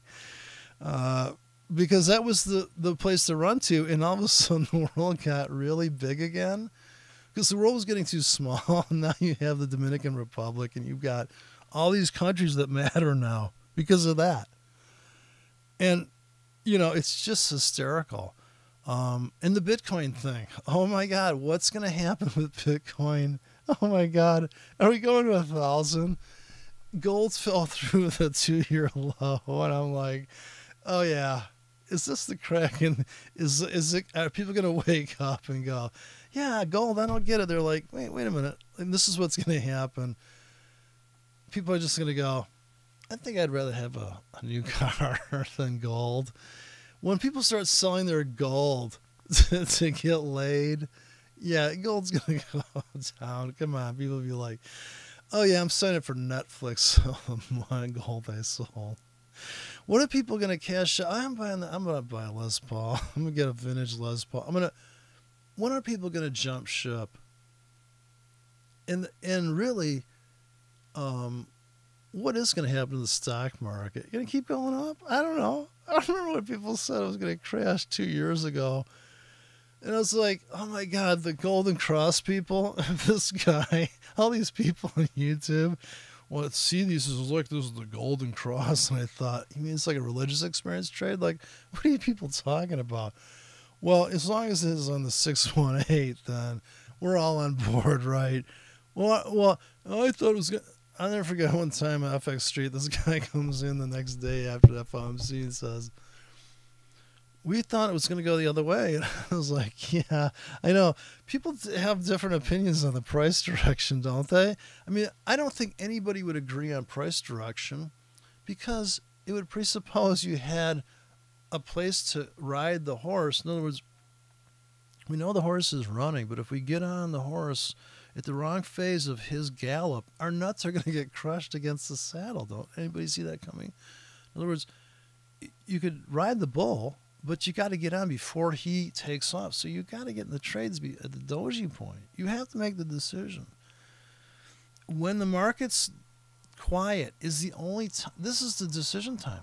If it's screaming in one direction and you're not in that trade, like also if you're in that while it's making money, then what?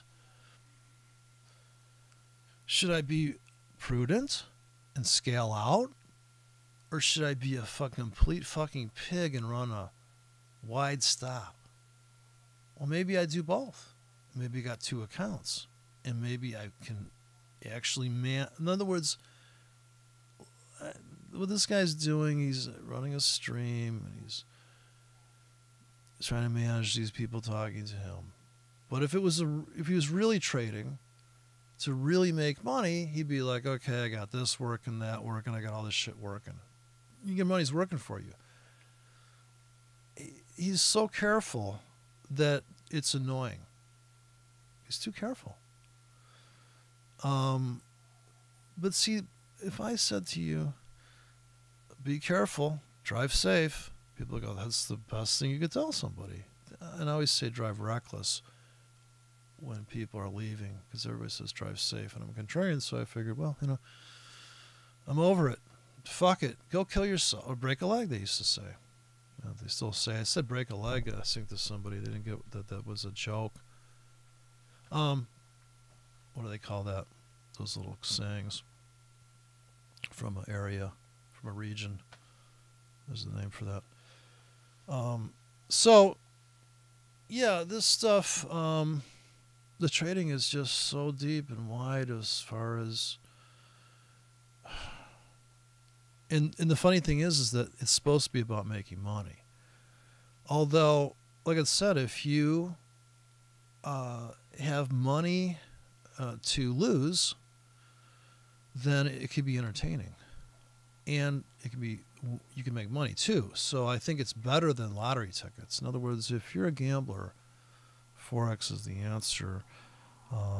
If you're an intellectual that wants to prove that they can see the markets so clearly they can tell you where it's going to go next, and they want to be a forecasting guru, those are two different worlds, and they can both make money.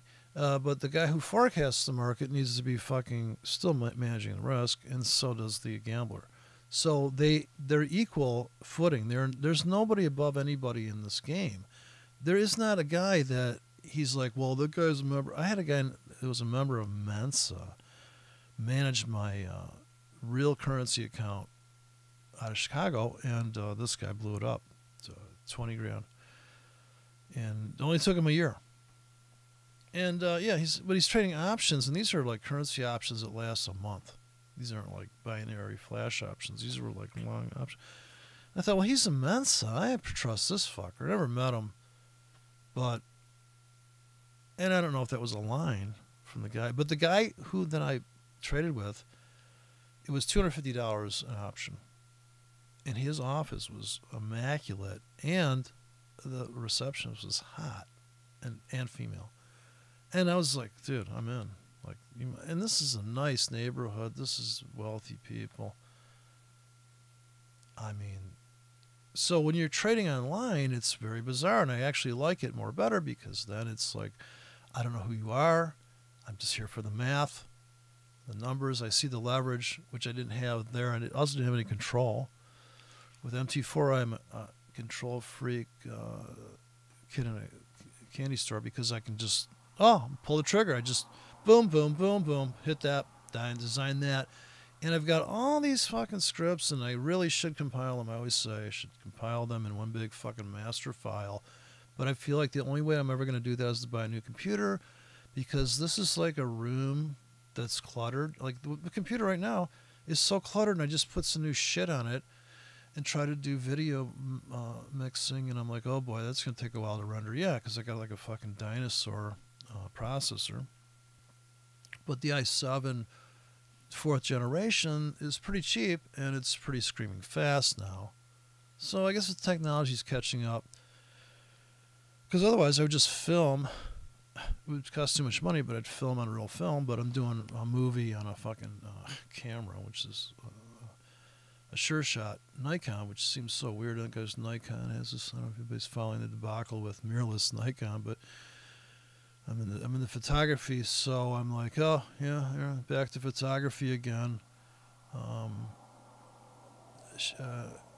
Doing actually still shots and making them into a movie, and so that's a big riot, having fun. But the trading thing is the same thing as that. The only problem is like I said, it's if you didn't have any way to tell what the weather was going to be, that's what trading's like. In other words, it could snow tomorrow, and then it could be 90 degrees, and then it could go to 0. Now imagine the weather could change. What would you want to see if you were trying to make judgments about whether or not to be here or leave? You'd want to average the temperature, even though it's swinging in 50 degrees a day or 100 degrees a day, and morning to night. Like at night it's snowing, in the daytime you're running air conditioning. I mean, if you can imagine that kind of volatility, the market's capable of that. And it's also capable of like it being like it is now. Like Okay, maybe it's 20 degree swings. What is the temperature swing? Go look at the oscillation of the weather shit. That's the market. Kind of reminds me of the volume kicking up. So we go into Asia, and then here comes the morning. Is there a storm coming in? So is there news coming in? In Bill Williams' view of chaos theory, that here comes something into a organism. So if the forex market's alive and it's an organism, and here comes a shock, whether it's a positive or negative shock, whether it makes it go up or down. In other words, if you have an objective view of direction as far as pressure up, pressure down, you could say it's the market's under pressure or it's dropping. There's so many ways to frame it in vocabulary that vernacular, as I was thinking before, is that the vocabulary, the vernacular, the way that you frame this stuff in your mind. So you can also have an aerial view of the market where it's a grid, like a gridiron, and like football, and they're running the ball to the southern side of the field if you're looking at the market in the map style. And then you have market profile where you turn the whole market sideways and look down it, right? So market profile was unique in the sense that I'm going to compress the data. It's going to show me where the popularity of price is without regard to time. Well, if you're going to follow the ABC crap that they came up with, but I couldn't get my brain around that. I'd rather look at candlesticks and just say a doji is the bulge. Whereas a doji is fair value. The doji is where people agree. That's why the market's not moving, because everybody agrees. So the market goes from agreement to disagreement, right? And it goes back to agreeing to that price, and it goes through a she loves me not phase. And that's 80% of the market is accumulation or distribution. It only makes price pulse moves. It only gets marked up and marked down once a month. Like, so I'm at the cell phone store today. I'm thinking, yeah, every month they probably mark this shit down. But when they don't, it's fluctuating on an exchange. And for all intents and purposes, the market is not moving. That's why they call it noise. And people that look at a 4-hour chart, they don't really fucking see the structure on this 5-minute chart. Now, on the 4-hour chart, you could make an argument that this guy is right about this sell, because these markets will, and it just so happens that it's hard to say that the market's random, and I understand why people are mad when other people say the market's random. It's because after the market has done its random thing, you can make all sorts of arguments like, see, but it doesn't mean anything, because the market could have just as gone up out of that doji.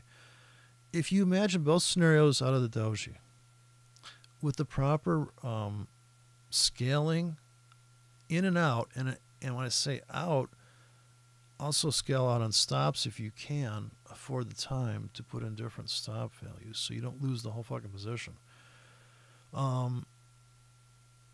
Or you even run, if you're in Europe, well, of course, I don't know, at least they allow hedging over there. But I heard that there's a rule where some guy said there was a rule that's so mind-blowing, and I thought, yeah, these are mind-blowing. People are just got their head up their ass. They don't understand risk. It's like the angry photographer talking about lighting as radiation. If you've heard this guy talk about cameras, I mean, come on. This guy, he's like, dude, you don't even fucking know what you're talking about. Because it's conventional wisdom, all this stuff based on it. And I get it. There's nothing. It's still wisdom.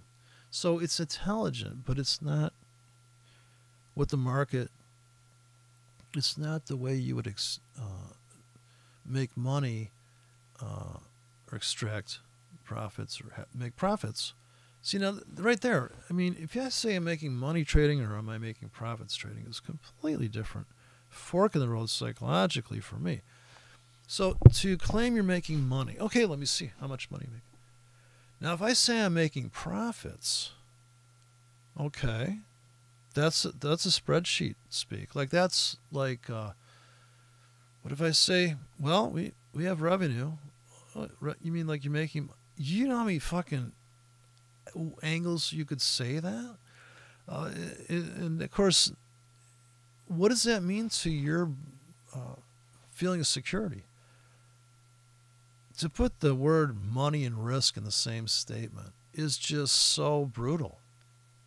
I mean, it's like, oh boy, well, this.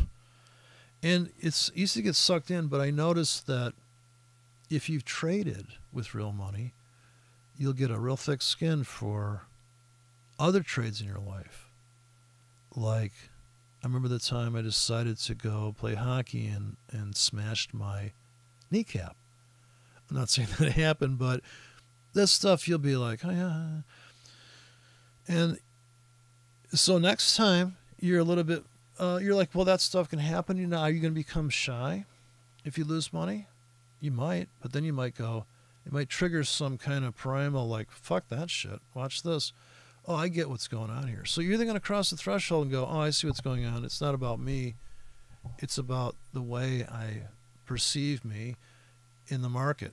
So if you're in the trade and you're really in it, then you're psychologically in it and you're not going to. So now what's the emotion? Well, for me, I'm very satisfied to get into the trade. So, right, to me, that is the satisfaction, is being in a trade. Whether it wins or loses, I don't know if it really matters too much.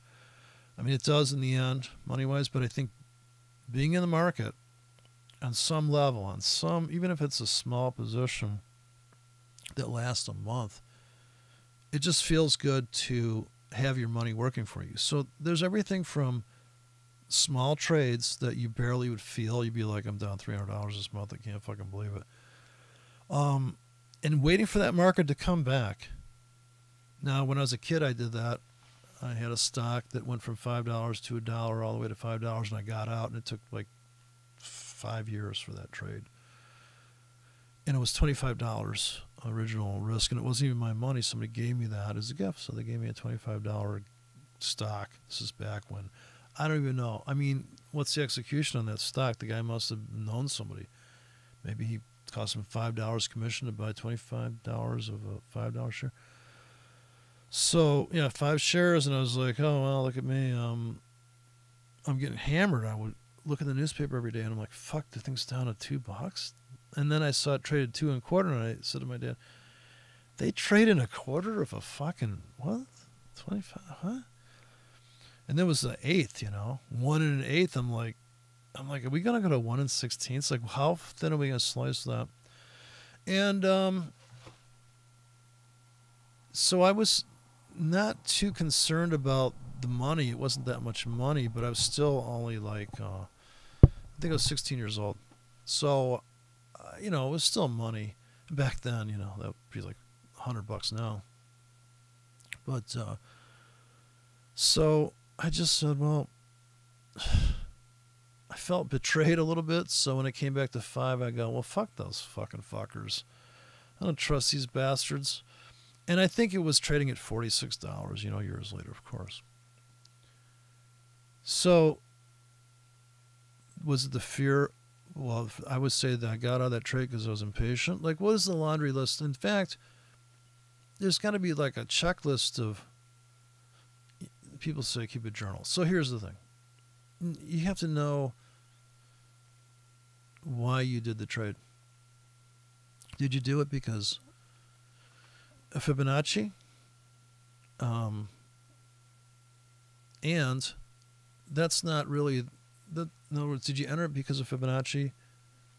Should you exit because of Fibonacci? Should you exit because of 2% of your account? Should you exit? Now, you can see the list gets a lot bigger as you go into how you're going to get out of this trade. Are you going to make 3 pips and risk 6? And you're so good at the rhythm of the market, you can do it. And you could. And I've done it many a time. I'm like, you know what? I'm just going to put an end of the world stop, 10 pips. But I'm only looking to make 6 here, so. And I'm going to do another trade, the same trade below that, and I'm going to let the account go flat into that. And if the market should spike down, I can prepare a whole bank of orders in advance of the market like that. So, but I would do that on real money and demo money, and I almost would do it on the real money first, and then almost write that for demo. So to backwards engineer it, you trade it with real money, then you trade that on a demo. In other words, as soon as it starts making money, you're making real money, stop trading that real account and go trade a demo account. Right? So I know it sounds insane, but think about that. You just made money, now go trade fake money, and now you'll be up for the rest of the month. Because you need to have the discipline not to, or you need to have the flexibility to have your brain go, okay, you know what? We're just going to trade fake money. No, gee, you're doing so good. Why'd you stop trading real money? Well, I feel my luck's going to run out. I could make all sorts of answers there too. Some real, some fake. I could jokingly say, well, I think my luck's going to run out. Or I could also say, I know my system is a price pulse system, and that we're going into Asia and it's just going to dick around. So I'm going to go fuck around on the demo account. So that's another way to save yourself a lot of grief, is to be able to switch gears. So, why do you have an inflatable doll? You got a perfectly hot trophy wife. You're like, yeah, I know, but I got to keep, I just like to have a little strange, as Kennedy's used to say. I like something a little awkward every now and then. But because to keep your edge, and your edge would be you, because you're the final component. You could still intervene on top of your Ryan Brown bot. I don't know how Ryan Brown's doing, but I mean, I was going to do a thing about him, and I guess I'll just insert it here. I watched this video, and I was like, this guy's got to be kidding. I mean, he's got a hot wife. Why is he even trading? And you see how casual a trader is. He doesn't get what slippage is. He doesn't understand, like, this robot he built to skim a little bit of money out of the market is so ridiculous. Like, he's complaining that he's getting bad fills. I'm like, dude, well, you putting spy stops in Asia and, like, wondering why you're getting clobbered, your robot's getting clobbered. Like, I asked him, does your system trade all the time, and what size is it trading, and what type of order does it do? And he wouldn't answer, so I figured. But now there's your classic guy that, like, went to Guitar Center, bought a bunch of gear, comes home with all the usual trappings, foot pedals and big muffs and all that. And, but, I mean, I don't know. I guess it's open discussion for reality trading, taken to with these candlesticks and these charts and these lines and the Fibonacci. It's pretty hilarious, right? I mean, like I said, it's definitely postmodern fallout. That's a lot. I mean, wouldn't you rather be selling it at 28 on a pullback? Honey, I'd rather be the guy that sold it up here at the tippy fucking top, right here at the last gasp on limits, into this little mini vac, and be like, dude, we came down here, cashed out. We came up here. I got in hog long at center point, and I just whoosh. I'm down. I'm flat, and I'm trading demo. I'm throwing limits into the demo. So, like I said, of course, this is the other currency, but look what's going on here. He could have sold right here on that doji with a tight stop. Am I wrong? Am I cherry picking this thing? I don't think so. I don't think so at all. If you zoom in here and take a look at this, there's a doji and then boom. But you'd have to be getting out of some right now. I would so take 50% of the position off right here and let the rest go to here, and maybe not even that. Maybe, and this is speaking from a 2-ticket standpoint, not to mention if you had 22 tickets, but you go put a trailing stop in here, and you're basically in a no-lose position. Even if it rockets back up here, at least you made this already. So you sold here, you're out. Next step, it's a chess game with a bunch of moves, man. It's just not like, you can't, it's not a chess game with 3 moves. This is a real bitch. This shit has to unfold. It's going to take forever on this 5-minute chart. Well, I'm only 10 minutes into this guy's thing. And if price just continues to take off, you sit on your hands. Boom. Somebody else just nudged down. So somebody just cashed out, and that'd probably be me at this point. I'm half out, and I'm waiting, and I got my finger on the trigger, and I'm not going to bet on it going to some outlandish price. I'm just going to scalp out, and then I'm just going to be like, okay, I'm free. Now I can either go trade the demo, pull the trigger on the demo. So what I would do is I'd pull the trigger, demo, real count, demo, back and forth, and just get so fluid at executing, you just don't think twice. You're like, yeah, they could see that trade coming. Oh yeah, look at this thing. Especially when this thing's rocketing down. Holy shit. I'm throwing 15-minute tickets out here. They'll evaporate in 15 minutes. I don't think that's very risky at all. If you have tickets that last 30 minutes, 2 hours, the only problem is if the market goes down there and it takes 5 hours to get there and you're like, shit, I should have put a 6-hour order in and I only put a 30-minute order, and you're like, holy shit. Now it's work. It's the same amount of work as you putting in manual tickets, big fat scriptless shit. It's the same work.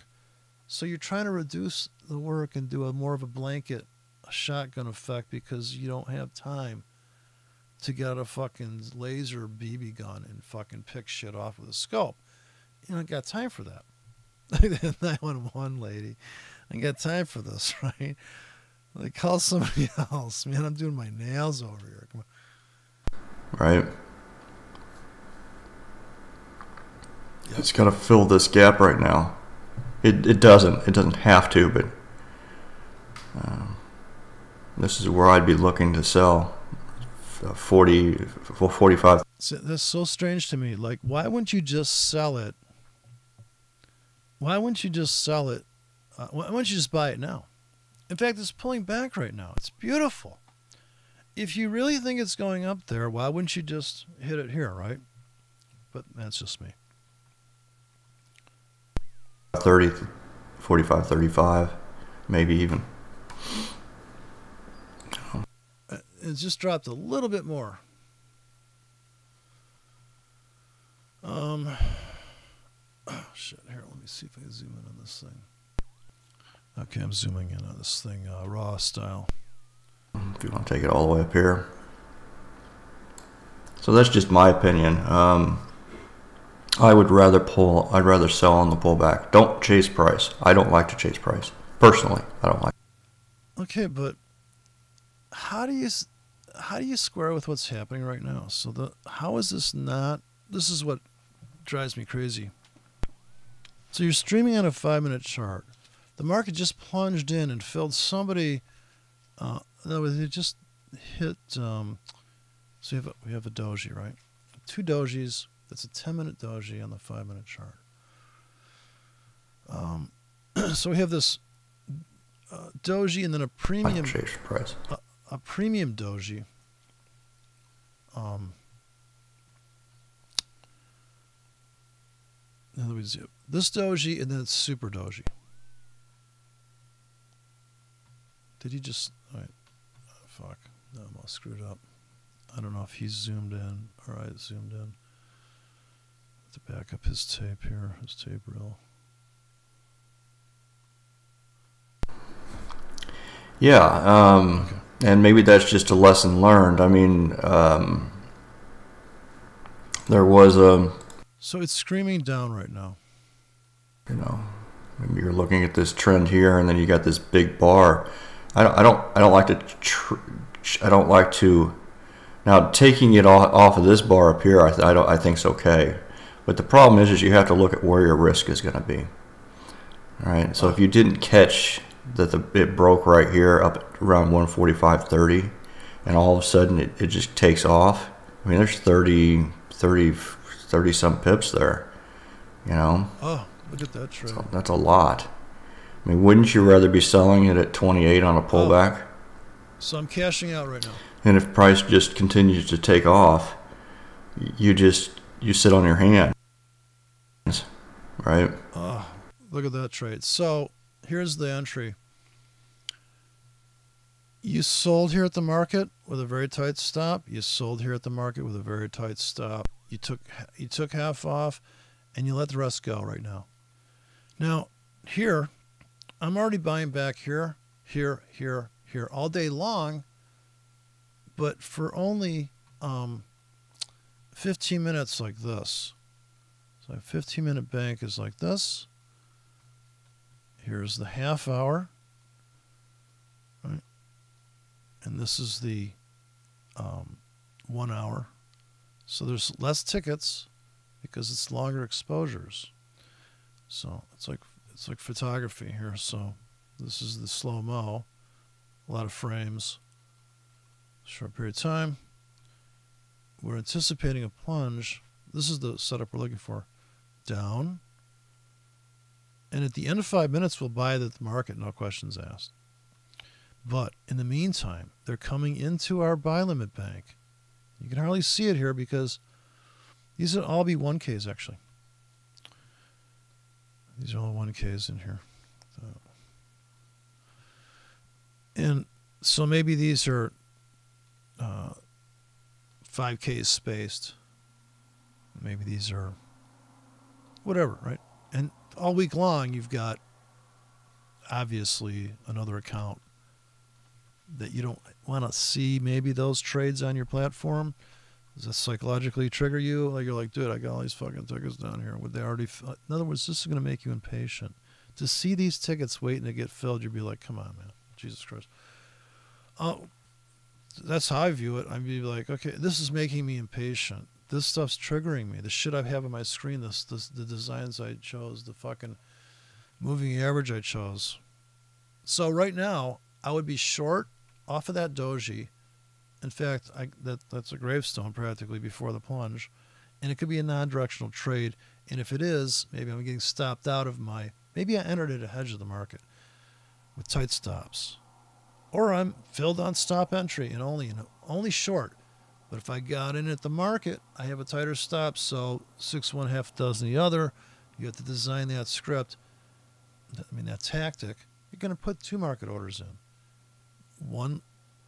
2 buys and 2 sells at the market, where you only have to put 1 stop in. See, if you're going to go non-directional, you'd have to put a buy at the market and a sell at the market. But you really need 2 because you need to scalp out of something. Whereas on the stop entry, maybe you don't. Because you're going to get taken out of one of those legs. This is the way I see it. If you're trading at the market, you're going to trade more tickets. Because these are prices that are temporary. Whereas, you see what I mean? They're temporary because in 5 more milliseconds, if the market moves 0.3 of a pip, it's a better price for you. And if you're willing to pull the trigger when that happens in the moment. Whereas if you bracketed the doji with a buy stop and a sell stop below, or maybe you only need 1. Well, I guess you could only do 1 in the market thing, but you're going to run seems like to me you want to run a pretty tight stop at the market because what you're saying is, I know I'm right. If you're going to put a limit in 2 pips above where you're at, you're like, I think it's going down. Would I like to get a better price by 2 pips? And if somebody said no, you'd have to say, well, why? What's 2 pips? Well, if it's $1 million position, it's a lot. So here's where that's always going to come back to haunt you is, how big are you fucking trading this shit? So you can make any argument you want about 30 pips. But until you size that, it doesn't mean anything. And if you're going to pile on top of that Fibonacci extensions and all this stuff, now you've built it up. Like I said, it's like picking out clothes for a chick you don't even know yet. How do you know she's not going to be 500 pounds? You're fucked. You bought double zeros for her, and she's like, honey, that's my pinky's going to blow that up. I can't get those leggings on my pinky. It's got to fill this gap right now. It doesn't have to, but This is where I'd be looking to sell. Wow, look at the buyers come in there. So when I got out, see, I'm not alone. When I took profits and we were waiting for this to update, this candle, I would not have any guarantee that we're going to follow through and crush down that. So everything is so range of the moment. It's really, that's a big volatility, and that wick's already laid in stone. The body is not completed yet. So candles are their own story. The candles can exist independently because it's open to close. It's closed to close, really. The open's 5 seconds away from the close in these forex brokers, so what's the difference?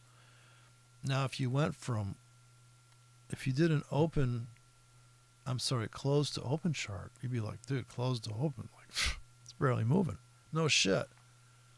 I mean, the market's got to be screaming because it means it has to move in 5 seconds. In other words, the candles aren't stacked up.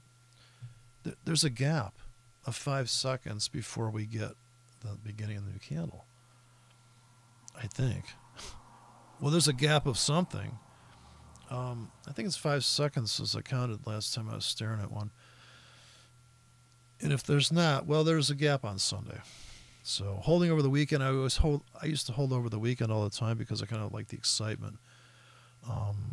That was more gambling. I like that feeling because it's like, holy shit, man. And when I'm right, I'm right. And it's hilarious because I'm like, oh, man. Because I'm looking at the big picture on that one. I'm saying, oh, yeah, we've been here before, so I would call this support. And I think support and resistance is a true thing. Like I said, if this Samsung phone goes over $1,000, it won't. It won't. I don't think so. But, yeah, so I just don't think the market could bear it. I think people would move to saying, well, I'll just carry a fucking goddamn high-end tablet around. I don't know. I guess the Android operating system is so cheap that it's about the hardware, so I guess you're getting true value there. So the Fibonacci, you got to love that. See, that to me, it's a distraction. I would focus on candlestick trading, honestly, candle by candle, though. Every 5 minutes, there's a trade signal on this chart. So we've taken profits on the breakout of that doji. The volatility's increased, so we have to step back from using our super tight. I'm just imagining that this thing just sold off 10 pips, which it didn't, but maybe it sold off 5 pips. I don't know. I don't trade the guppy. I can't even see a grid here, so I don't know how many pips that is, but I don't see the spread. And if it is on his ask line, I don't see it. So that means that it moved like, he's saying that's 30 pips. So that's probably 8 pips right there. Spreads maybe 3 pips. Oh, 45, 30, 45, 35, maybe even. But you could not extract unless you nail that. And then you want to be in as big as you can for those 40 pips, right? You make $300 on that, $400 on that. If you want to take it all the way up here. So that's just my opinion. I'd rather sell on the pullback. So at the end of this candle, what's the trade? Buy. Why? Because it's down. Another reason to buy? It's down big. It's down bigly. Buy. Easy trade. The trading is so easy. Oh my God. Now, how big? I wouldn't trade that big at the market. But it's a viable trade. Trading on the clock. As time goes by, momentum, it's starting to die out. Sell-offs are getting weaker. Start to accumulate and just be the market and be the ball, right? Just do what the market's telling you to do. Of course, it's not. If it's not what you want to have happen, then it's a problem because now you're going to really be rooting for your trade, your setup, and you're like, damn it, what happened to that Fibonacci handle? God damn it. It worked last time. And I'm sticking to what I know because that's, I'm going to build on what I know. And these sound like great ideas. I mean, it doesn't sound illogical. It doesn't sound retarded. That's why trading really is for dumb people. I mean, for people that aren't going to read too much into it. And you really are reading into it when you start to, like when that guy with the pitchforks was hounding me, Calvin. And I thought, man, if it only worked, I love the fact that the market has a geometric landscape from its price psychosis. But I don't know if we can really project that stuff and say, oh, it's going to do this because of that. Chase price. I don't like to chase price. Personally, I don't like to chase.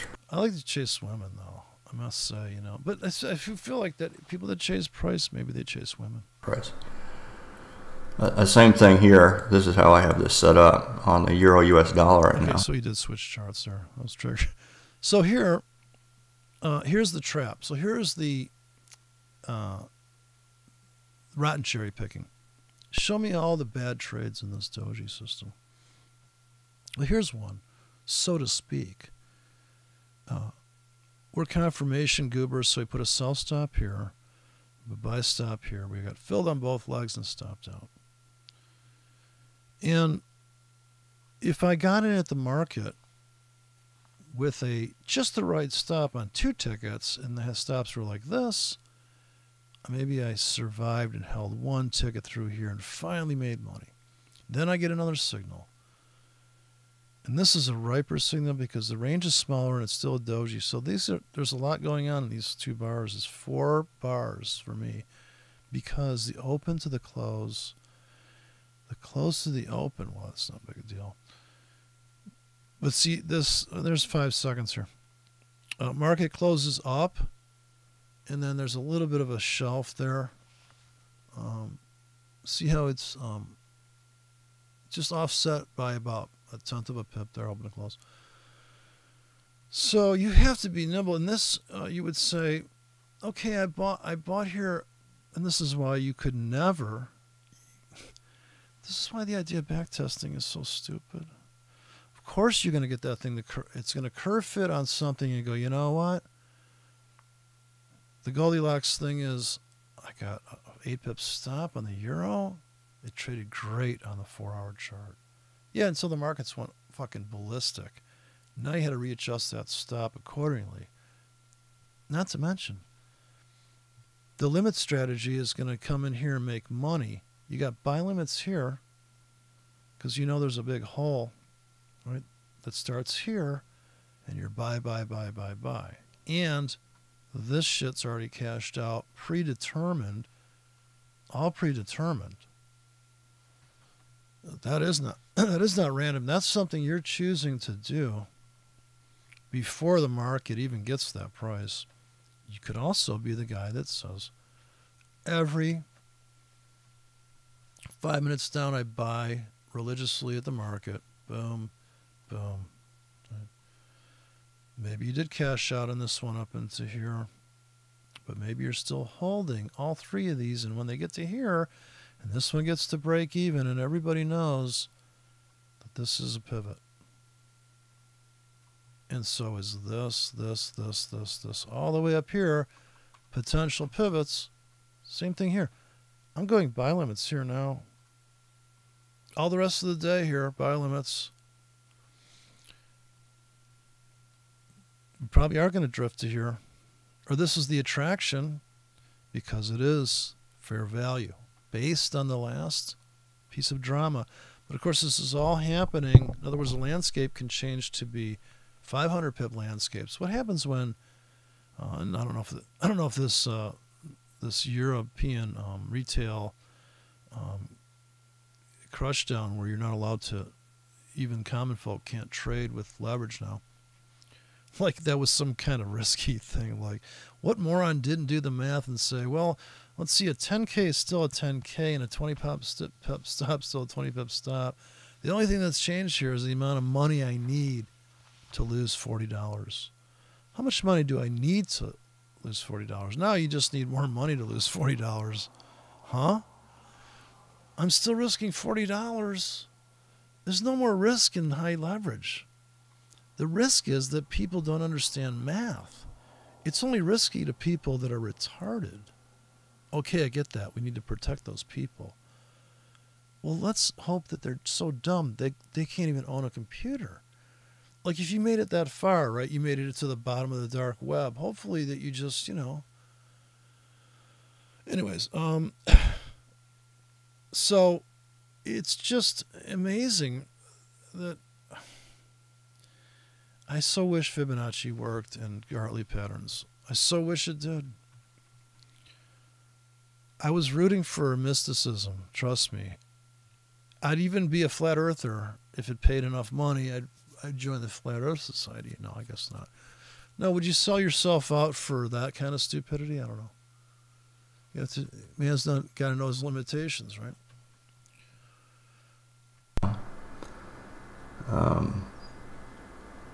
Because now the sellers, confirmation guys, are short right now. Right, they're short right now, but it's all drifty. See, and another thing to consider here is that all the energy's gone. 15 minutes hard down like that, dead cat bounce. Now it's all drifty. There's plenty of opportunities to put limits in shallow now. You got to go with what's going on. Limits here. If he is a seller, just start putting limits up here. Don't worry about it. These will all be good prices. Leave them there all day long. You're gonna look like you're gonna hate that trading is dumb, and you made money. We've made this big move down, right? I don't want to sell down here. I know the pressures to the downside. I mean that's pretty obvious, right?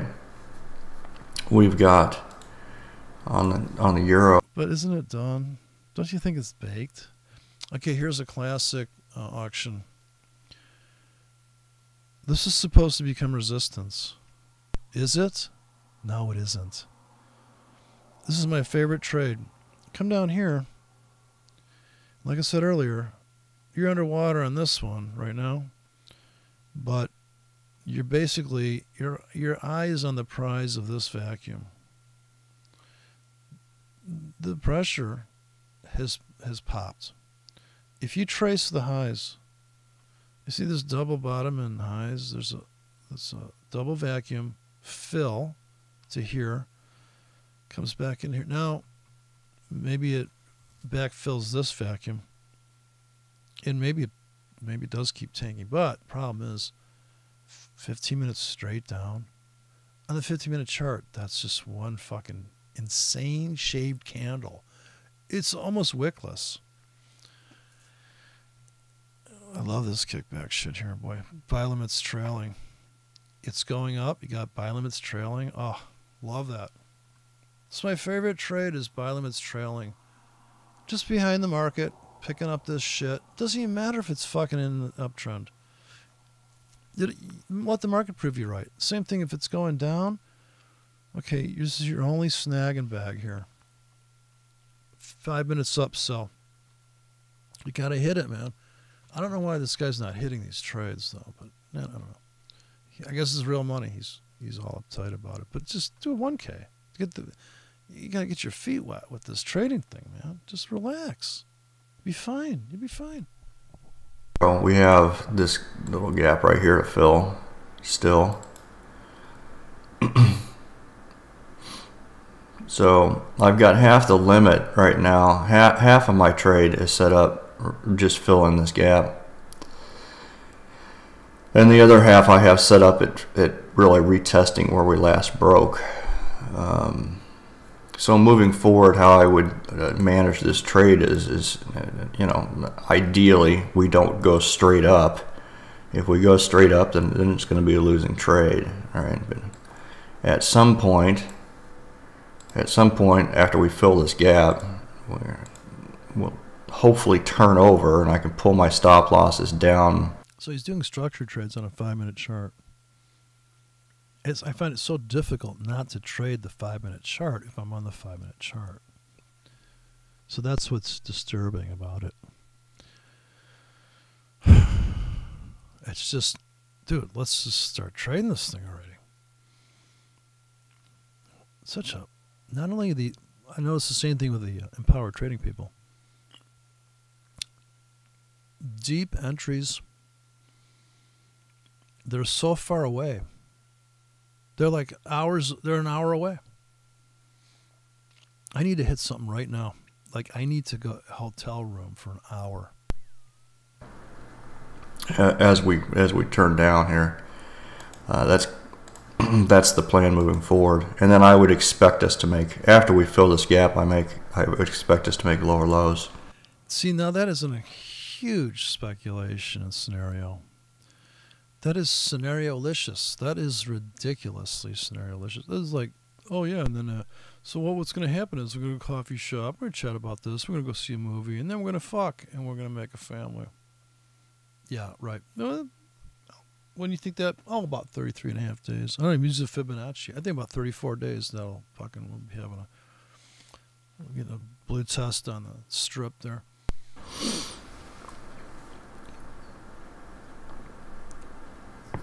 This guy's got to slow down his pace, though. So that's kind of what I'm just waiting for that to happen this morning. You said you have to have patience. But see, this is just, I don't have any patience because I'm not going to live forever. I think I've been patient for a long time now. I think it's chronic. Right.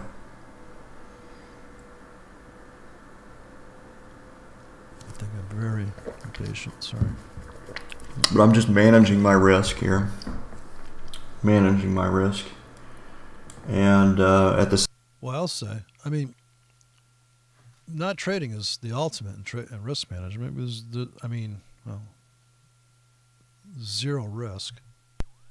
Same time, trying to get in at a discount at a good price, trying to trade in the direction of trend.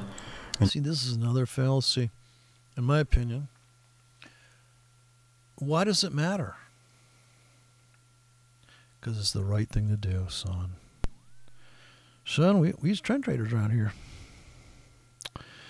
I know you think you're Mr. Fancy Pants counter trend trader, but we just don't roll like that here, son. Nope. Can you imagine? I'm sure there's a prop firm out there. In the morning, the guy gets in there and goes, okay, now listen, traders.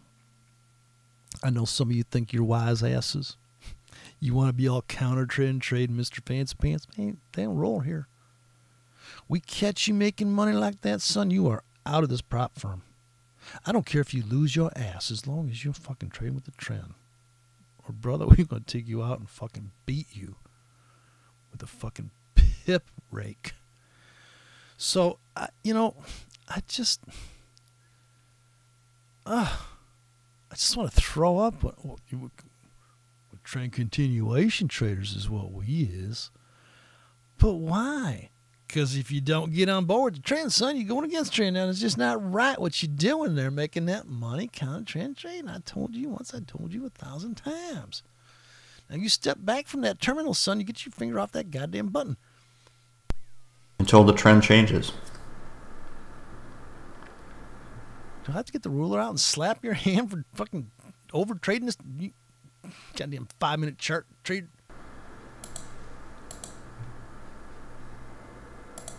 God, this guy, man. He is like, could you pick up the pace? He clicks more than he talks.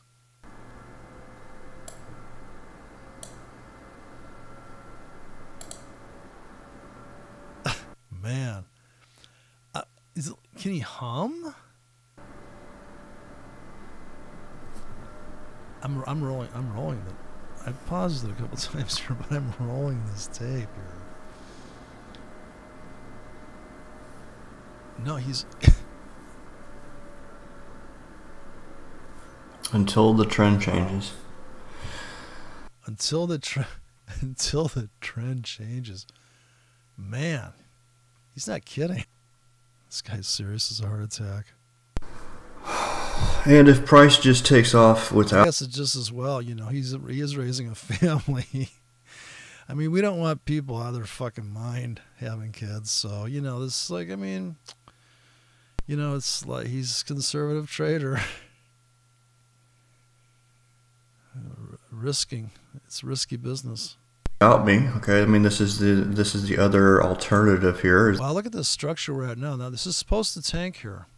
According to conventional wisdom, bottoms become tops, support becomes resistance, and that is a psychological truism, I believe, because people are like, you know what? We are right at where we got in, and, we bought here, and we survived this whole plunge, so let's get out here. And a lot of people, that's the revolving door. I think that's what creates the pivot, is the fact that there is a revolving door there. So that makes sense to me.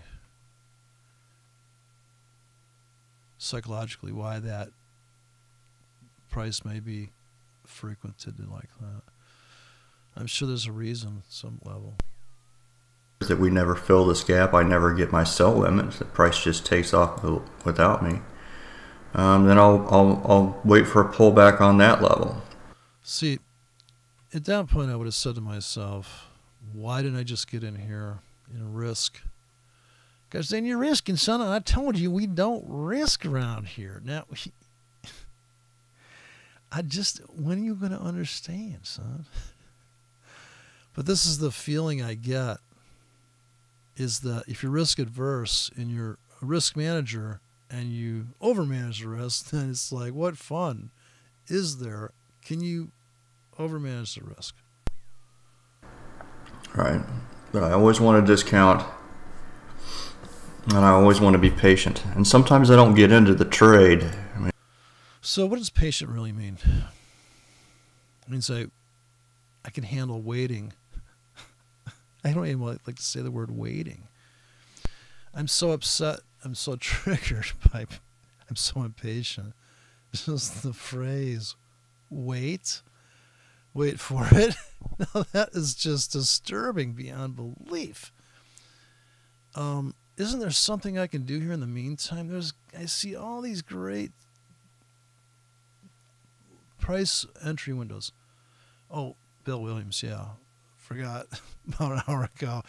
Profittunity. It was called Profittunity. He called them Profittunity windows. He always wanted to make these slick little bullshit names. Profittunity. I thought, there you go. Yeah, tune your profits. Yeah, I get it. Yeah, that's a great idea. I'm a fucking genius. Kind of hokey. He's from down south. He's a hokey fuck. But, the seller should be coming in right here, structurally speaking. And should you be on the short train for just a little bit of a trade and just get used to trading and then go, oh, I'm a trader? I just don't know how this guy does it. Now, like I said, he's very calculated, and he's safe. He's low risk. He's thought about all the scenarios. He's calculating, intelligent. He's doing the proper thing. He's a proper person. But so that's all that somebody asked him once. Show me your trading strategy or whatever. But he's showing it to you, and I think everybody shows when they do a thing, they show how they think of the market, what they think they should do about what it's doing or what it's about to do. We can't do anything about what it has done, but we do know that this big sell-off here, based on what time of day this happened, we know there's session rollovers. We do know that there is truly an auction in the sense of a rollover. Let's just call it a rollover then, or a swap. So there is a true rollover. This is a fundamental, real thing. And so that's like a spread contraction kind of thing. You can see it in the price moving, because if you think about price movement, not in the terms of price change, but think of it as the spreads have tightened, the spreads have loosened.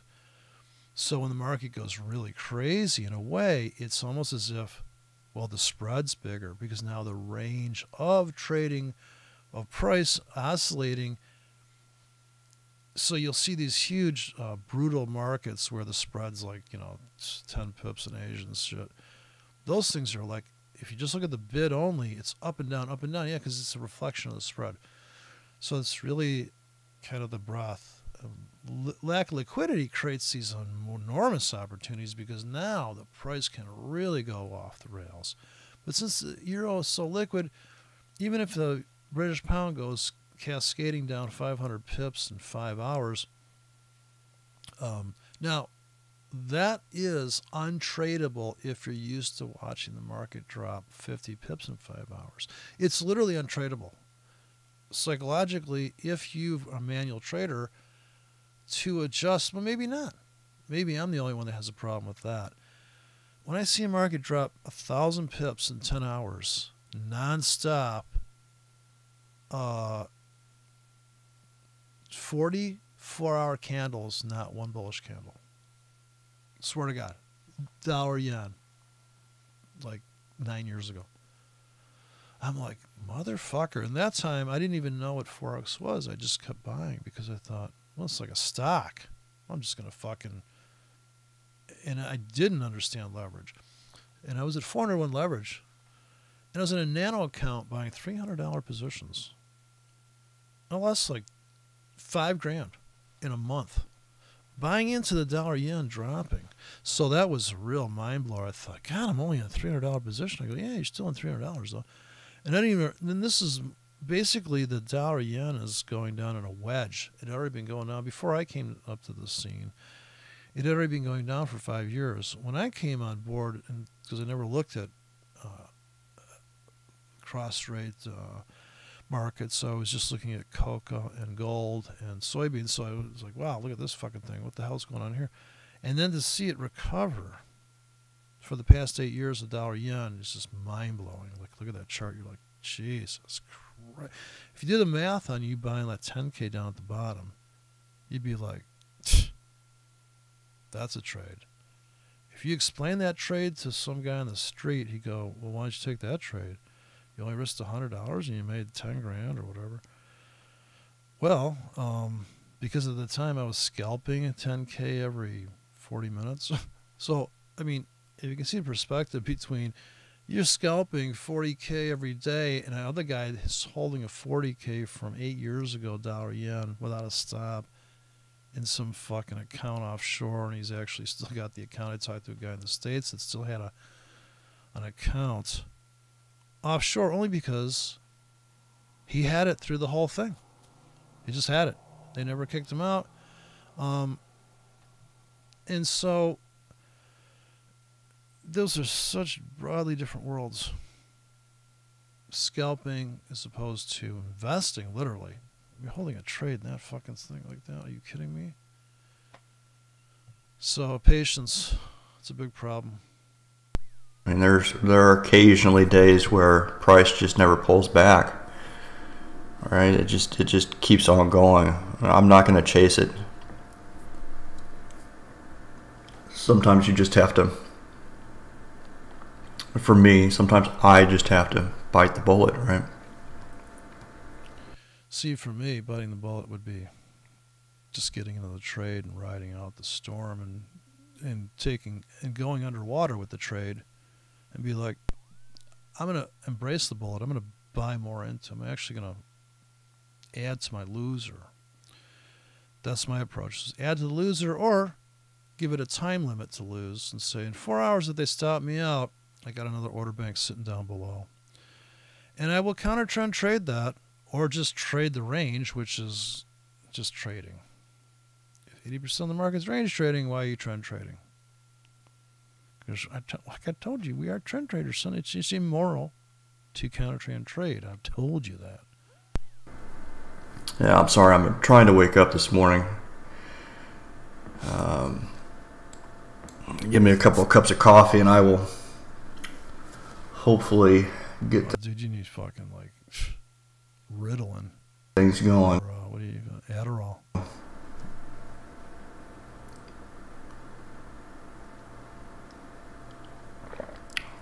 But I've defined my risk here. If we zero. Yeah, so you know, these are great ideas.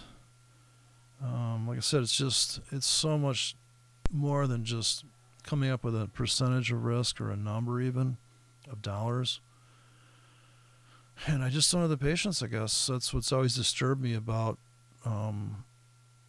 analysis as opposed to if I can just get in there and go. Now look at, we're about to engulf what's going on here. So, you know, this is the failure patterns. Now, this used to, when I first thought about, right, if this is going to be where it breaks down, that what if this bottom doesn't become a top? So it's the failure of that psychology. But I do think that we're going up to here now, because 15 minutes down hard, and if you wanted to try to portray this in a wave of Elliott or whatever wave, 1, 2, 3, or 1, 2, you know, something to take us here. As soon as this thing on the 5-minute chart starts to come through this top, it's already filling 1, 2, 3 tickets on buy stops there. There's a mini price vacuum in there. If you can see the lower highs have created a mini vac. If you follow right around these tops, see this little compression, this wedge, and this is the fake breakout, only fake to the downside, only because it's trapped the guy that put a sell stop there. Down hard like this, and I don't know what time of day this is, but the chances of us coming back up and just engulfing the whole this structure at some point is very high probability. What he's saying is he's going to sell here and here, and he's putting stops here. And I say, okay, but why don't you sell here, here, here, here, here? And so you'd have sells here, have predetermined exits here already. Not an outlandish holy grail target. And accept a scalp here with a stop here, a scalp here with a stop here. And maybe you do have a couple in here if you're a patient guy and you don't mind waiting for this whole fucking drama to come up here, dick around, never stop you out, come all the way down. I mean, it's just, I just couldn't do it. I honestly could never have that kind of patience. And if this works out like that, it'd be amazing. It also presupposes that you do not bail early. And also, how do you run a trailing stop in this and protect it? It's so funny that account that I took up to an outlandish amount of money, even if I had trailing stops on that, I would have reaped profits just from money management, which has zero money management on that. But it was all about high resolution entry where the sizing is strictly 1K, which is almost unexecutable manually because you just get tendonitis by the time you got into 500K, which I had $3 million and $4 million positions in one case, which my mouse would have died. I think I would have blown up the clicker. We go straight up through all of this, then I will take losses without a pullback. That's for sure. We do that without pulling back at all. That's not. And we just go straight up, then I will take losses.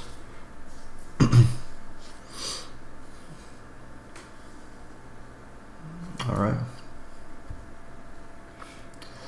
Looks like the S&Ps want to open up slightly down this morning. Gold is also slightly down this morning. So the robot would have got in right here. You see this is the smallest bar, and it's a doji. And we're filling this. Sellers would come in here, cash out some, probably get a kickback, and it's just going to be zigzag, zigzag, zigzag, zigzag, zigzag, zigzag. What's the possible scenarios? There's only 3 scenarios. Zigzag like this, zigzag like this, or zigzag like that. And all different angles. I mean, it's just... The cool thing about the doji is that it's ground zero. And it doesn't get any lower volatility than that. We just actually breached that. We've taken all the volatility back to this level now. Now it's screaming. In fact, I would not chase now. I would not buy it now. my idea of chasing is to buy now, even if you're right about that trade. Now, just no. Like, I wouldn't even buy. If I wasn't in big, and if I could get in one more ticket, I'd put it on now. But I feel, to me, I missed my entry. If I didn't load the wagon on that last 5-minute killer candle, then I'm just, fuck them. I'd rather plop settlements above, and catch the bounce off the roof. Let's just look at these here real quick.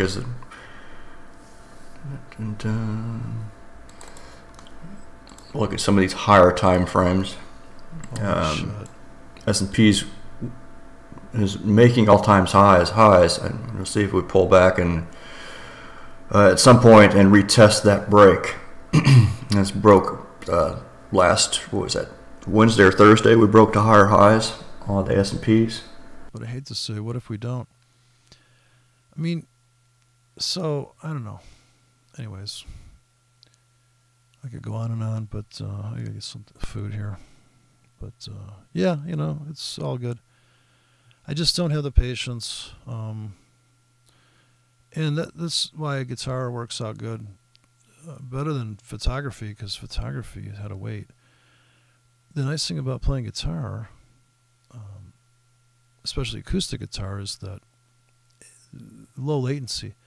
You have an idea and you strum it, and boom, you hear it. And there's a little lag, I guess, from the guitar to the ear. Then your brain has to process it. But it's a nice feedback loop, instant gratification, which definitely, like I say, trading at the market is a mindset that is a lot of fun. I recommend trade at the market on your demo account, though, to see just how you feel about every millisecond that's ticking by, that you're either up or down in that trade from the moment you're in it. Now, this guy could take the risk and just get in a trade willy-nilly and go, you know what? Bring me the tick chart up.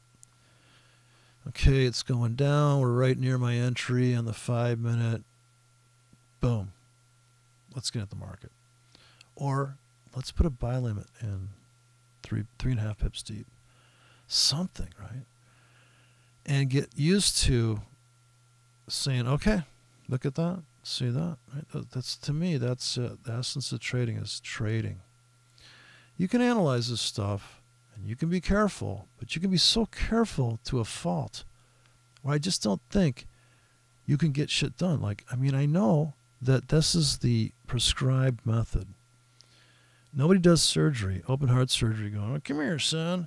Yeah, I think I see the problem right here. Let me give me now. This is big. Give me a bigger knife.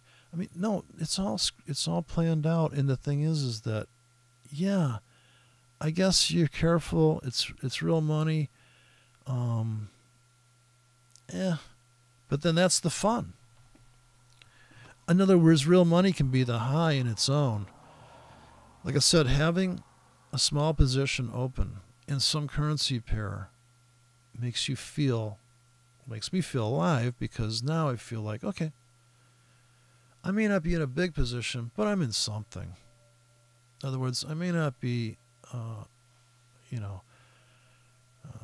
have a trophy wife, but I have a hot pen pal, over in Uzbekistan or someplace. And so that's kind of a good feeling. And fear of missing out's erased at that point. So there's a lot of ways around the fear. And then if you're going to chase the market, well, you don't have to chase it. You can throw some limits in there and just walk away. You can feel like if you watch the market, it'll be better, but then that may be too annoying to tolerate. I mean, it's either impatience or it's tolerance and endurance. I mean, there's all sorts of things. And of course, if you are going to watch, I'm only 16 minutes into this thing. I don't think I'll be able to watch the whole thing. This is as far as I got. Is that, okay, it's a real placid, it's a slow-paced thought process, calculated. designed to reduce risk.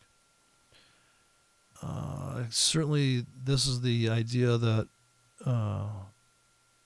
if you study something hard enough, you'll come up with the answer. When the answer is so binary, it's either going to be a winning or losing trade, and if you're putting too much weight into it because you figure there's a payoff in all of your analyzation. So the more you analyze it, the more correcter you'll be. It does look good on its face. I mean, it's that works in a lot of other fields. Like if you're designing a watch, the font you pick out, the way that some guy made a watch, you can see through it. And it took these guys forever. They like Bluetooth the center motor on that thing or something. They made the motor so small, but it's like a watch you can see through. It was a dream of the designers. But I guess they got the circuits to be translucent or something. But then again, it's almost a pastime trading in a way. My dad would always ask me when he was in the market, he liquidated all the stuff, but when he was, what'd the market do today? It was almost like, how's the weather? It's a point of conversation, and I get the fact that people want to it's like sports betting, I guess, as opposed to playing on a team, as opposed to watching sports for pure entertainment. Now, betting on sports has to be, and if you look up Norm Macdonald on sport betting, I mean, this guy, super intelligent guy, and he understands how his brain's wired for that, and he's just a really interesting person. If you listen to his interviews about sex and stuff, it's mind-blowing. His view of sex is just, to me, it's just, I completely agree with his view on sex. That is just absolutely degrading act. But it's embarrassing. But the thing is that the thrill of gambling, or I guess this guy doesn't suffer, I think, from the thrill of gambling. I think he suffers from the lack of not being a gambler. I just think you have to have a little bit more relaxed approach and flexibility. Okay, I mean, I guess I'm stubborn. Everybody's got something they're inflexible with. So, and of course, you can't be so flexible that you have no center and you have no structure and you just fucking willy-nilly. One day you say yes, and the next day you say no. But it's funny because there's like tried and true stuff, and like I said, going back to cameras and film, real camera, different world, or plate instead of film. Now you take these digital cameras, and the fact that you put those into a mild laser and destroy a sensor that costs like $5,000 is just, that's amazing. I didn't think about it because I haven't lasered my camera, but just even pointing into the sun, I'm thinking, gosh, should I take a sunset picture? If that's going to blind me, I haven't destroyed my camera yet. I think I bought it used, so I hope the guy that I don't see any damage on the sensor. I was in the home appliance store the other day, and they had the new TVs out, and I said to the guy, did you still got those plasma TVs that burn in? And he goes, no, we got another TV that has the same problem. It's a high end where the blacks are black, and he goes, yes, you can burn those. So you can actually burn the high-end TVs, just like the plasmas. So there's all sorts of double-edged swords. Like, that's the nicest car in the world, but you know what? It takes premium fuel. There's always this other side of the story. And the same with trading. That scalping's great, dude. I mean, you were in and out of that trade, but you know what? It's just like you hit it and quit it. You ain't getting married to that trade. I mean, that's just nothing but a one-night stand. And there is that dirty feeling that I get when I'm scalping. Like, God, I feel like I'm just like, dude, like, I don't even know her name. And that would be tragic. I've heard about these people. I can't say I'm one of them, but they've banged like 1,000 women. I'm like, you're making this shit up, right, dude? Like, how you fucking find time to even go to sleep? Like, what are you doing? And what are they? Are these? Did you rape these women? Like, how in the fuck? I just find it amazing. I saw a guy at the coffee shop today. I thought, holy shit, this guy's like a movie star. And I thought, and I saw he had a wedding ring. And I thought, my God, I hope his wife's hot, because this guy, I've not seen anybody look that good in this little town. I'm like, I wanted to ask the guy, are you is that your real hair and real skin? I was like, what the fuck? And he even had like a nice normal voice. Like, I thought he was, but then some other guy showed up and I thought, I don't even know what they're talking about. The guy showed up with aviator glasses and a fucking notebook. And I thought, well, he's prepared. Like, if it's sunny out, he's going to put his aviator glasses on and he's got a notebook and a pen. Analog shit, right? Analog paper. And I think he might have had a cell phone. That's what people have these days, apparently. I've just refused to cave to the zombie apocalypse of digital bullshit. So I'm still, in fact, I want to turn on the analog radio and listen to CDs being played at a radio station. I get itching for, I can see why people want to hear vinyl and stuff. You know, no jitter, right? No digital jitter. Anyways, so I'm going to go get some food anyways. I hope that helps. Anyways, no offense to the forex hangout guy. I know a lot of people, he's a Discord channel, and then he got discordant, as you can only imagine, right? And then he started a new one where he wanted people to behave and stuff. But I said, this guy's so normal, you could just trust him with your wife, you know. It's not that that's a bad thing, but I don't know. I guess I'm a real risk taker, and when I see them, Europe, say that, well, you have to have so much more money in your account because your math skills suck dick. So I mean, what? And I don't know. I guess it just really, I'm just so fucking over it. I mean, it's like, yeah, at some point people are going to go, you know what, I'm just going to go back to trading stocks. And it's funny, and maybe that's what the Europeans did. They go, well, you know what, wouldn't it be funny? I don't know if there's enough retail traders to go, fuck it, we'll just buy stocks in the States. They won't let us do any trading. You can make the argument that what's fueling the stock market? I mean, you could be some fucking flat earth cunt on YouTube. Well, what's going on here? See, it's so funny because I could probably get subscribers and do a Patreon and go, I'll tell you the inside story, what's going on here. I mean, like, I swear to God. I could invite people on. Anybody ever heard of Phil Hendrie?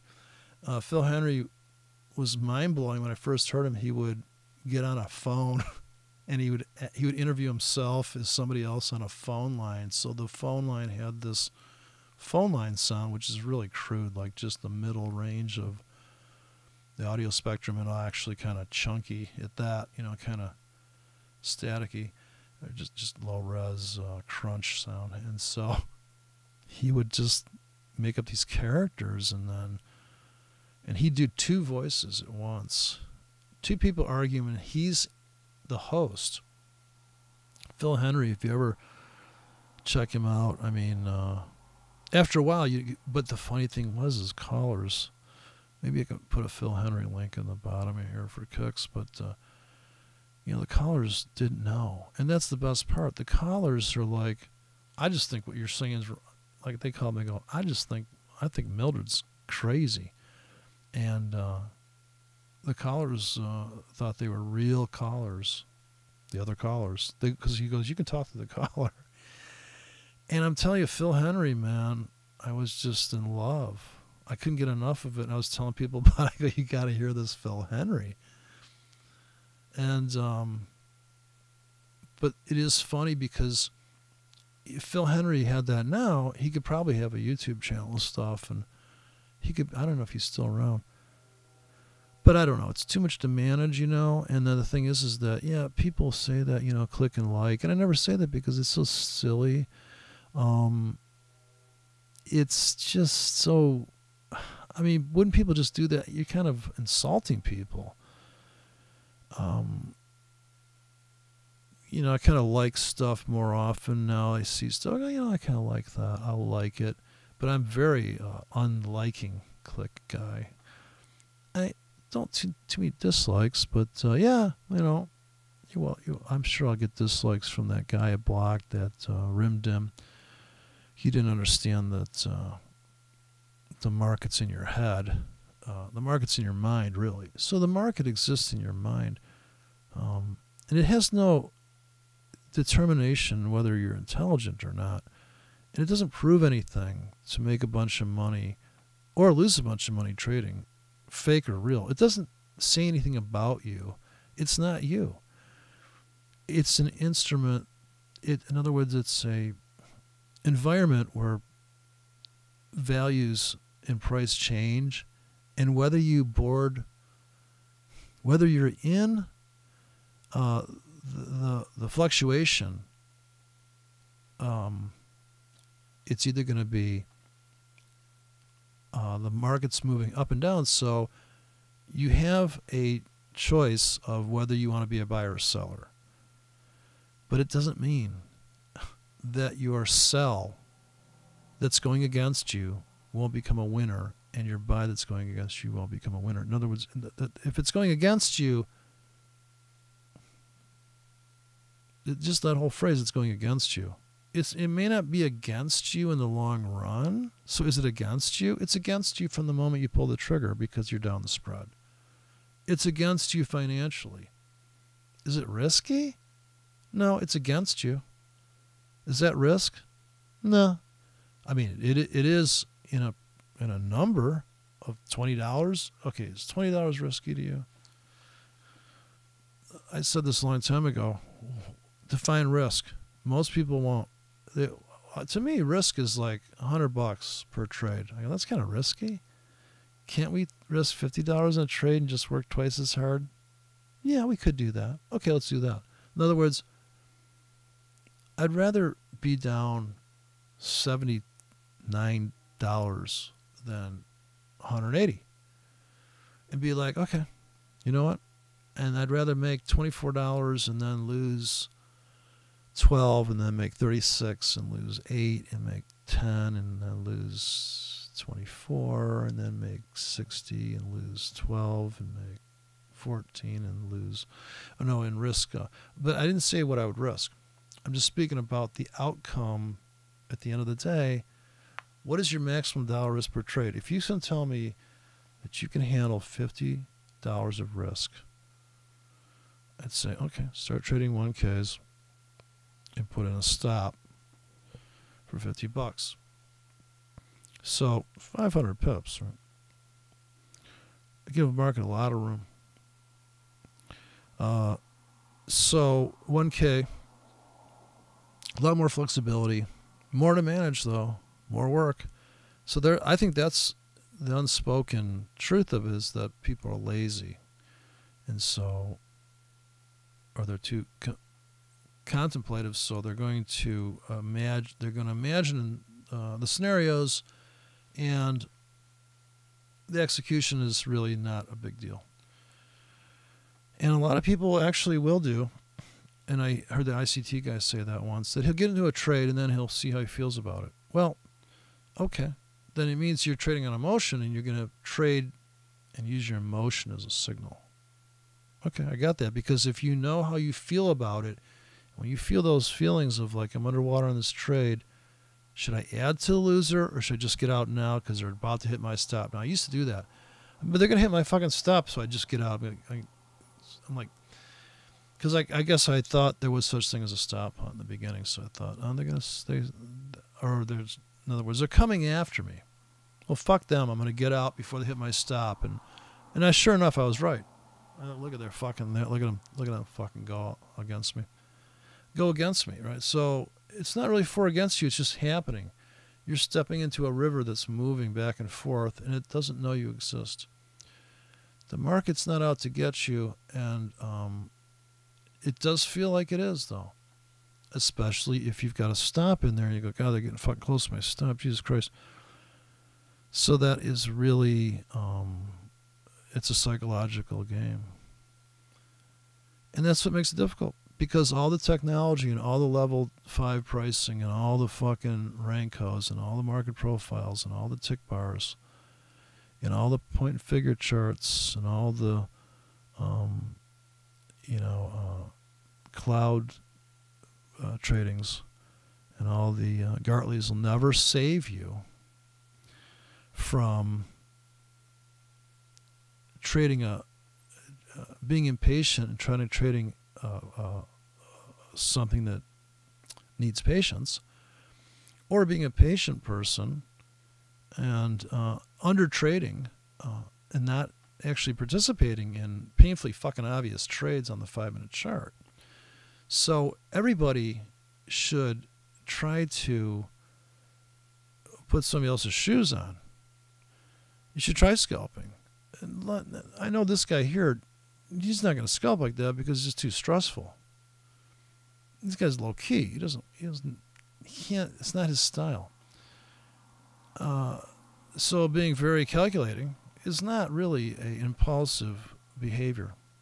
But I'm an impulsive person, and I'm pretty much range of the moment when it comes to trading. If I got my keys in front of me and I know what it'll do. So I think it's fun to trade.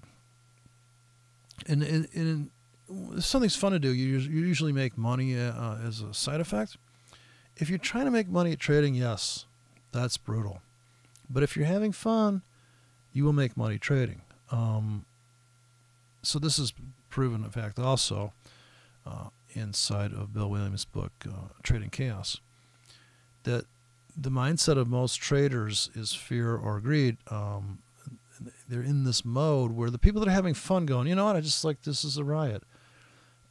They're open to being flexible. They're just not, they're not locked in survival mode and hunched over their monitor. I mean, a lot of stuff he said about, people that are starting to go in the fetal position there because they're in a losing trade, they're actually cutting off oxygen. They can't think straight. And yeah, if you're going to go outside, walk around, you come back in, you look at the chart and you go, fuck, man, I completely misread this chart. I'm so focused, and what will happen, you'll start to tunnel vision into an idea and a pattern and a Fibonacci bullshit. You'll start to adapt to this belief system of the scenario so deeply that that's the only answer. But if you refresh your brain with beginner's mind and, I wouldn't go as far as going Bruce Jenner way, but there's things you could do, grabby boots or something. You could eat something different for dinner, or try a new mustard. So these things would make a difference, and people would say, "Oh, since I started using this mustard, my trading has improved. You can't even believe." Yeah, because it doesn't take much to shift your mindset, maybe, and say, you know what, I'm into mustard today. You can become very obsessive if you're an obsessive person about the market, because it is 24 hours. It is there all the time, except on the weekend. And but once you let go of the feeling of having a risk in there, then you could probably think clearly, because if you consider that it's just like you're paying a phone bill. Now, if you considered your monthly risk to be X losses, then you would just say, okay, it's just like a payment I'm making. I mean, I'm just cordoned off $200 to blow every month. I just dumb shit trading. And just take all your, admit up front that you trade like shit, and take all the pressure off. Once the pressure's gone, then you'd be like, oh, let's do a little trading here. And I would say record, if you're not going to post it on YouTube, at least record them for your own. You can think out loud. You can do a video and not publish it of you trading. That's what I do. The most of the videos I do, I'm just thinking out loud. And so like when people write stuff down and it's impregnated in their brain after they write it down, I'm just kind of like babbling along, and I'm like, yeah, you know what? That makes sense. And I might listen to one of these videos that I've done and go, okay, yeah, that's about it. Yeah, that's what I'm thinking, and then try to build on that by coming up with a different angle on the same thought. And this is where you would cross over, and maybe you would keep a paper journal to keep a hard copy of the progression through your what you used to think and what you now think. I mean, I found a love letter when I was a kid, and I thought, Jesus Christ, you poor thing. But, you know, we all go through phases where we absolutely think this is it. This is all we know. And as far as we've come, this is all we know. So at every stage. And then I guess the heartbreaker is to find out that the market is entirely an inkblot test, and you're just projecting your belief system on top of it. And the only thing that is objective and is clinical, accessible, is volatility. To me, that volatility is the holy grail. In other words, volatility and lack of volatility, the dynamic range of the market, is the holy grail. How can you trade tactically with the right order types to take advantage of the volatility, whether it's up or down? And what's the duration of that volatility? Is the momentum, the duration of price pulse. And accepting the fact that you can make money in 30 minutes, more money than you can make in 30 hours in certain times of the day, in certain conditions, certain behaviors from certain things that have happened. That's hard to accept because you do not see that. You do not see 40 volcanoes and then no volcanoes for 100 years, and then 40 and then 10 volcanoes, and then volcanoes in New York City for no apparent reason. You do not see that. But you do see that in these markets. You can go to each market and go, look at that market. I was talking to a guy 3 years ago on Skype, big old oil trader. He said, I trade Australia, New Zealand in a range for years. Big swing trader, holds a trade for 6 months. And I go, oh my God, dude, look at the support on that thing. My God, 8 years of banging off this one price on the Australia, New Zealand. And I said, what are you going to do when that thing takes out the bottom? He's like, I don't know. I was like, wow, dude, how long are they going to keep range trading that thing? It was ridiculous. Australia, New Zealand, look at the chart on the monthly. You're just like, what? Now, there's trends on the way to the edge of that range, but you're like, that is nuts. And where does that rack up in trend? If you say that it's a 1.5 year trend to the end of the range, how do you even assess these things? But anyways, good luck with that. I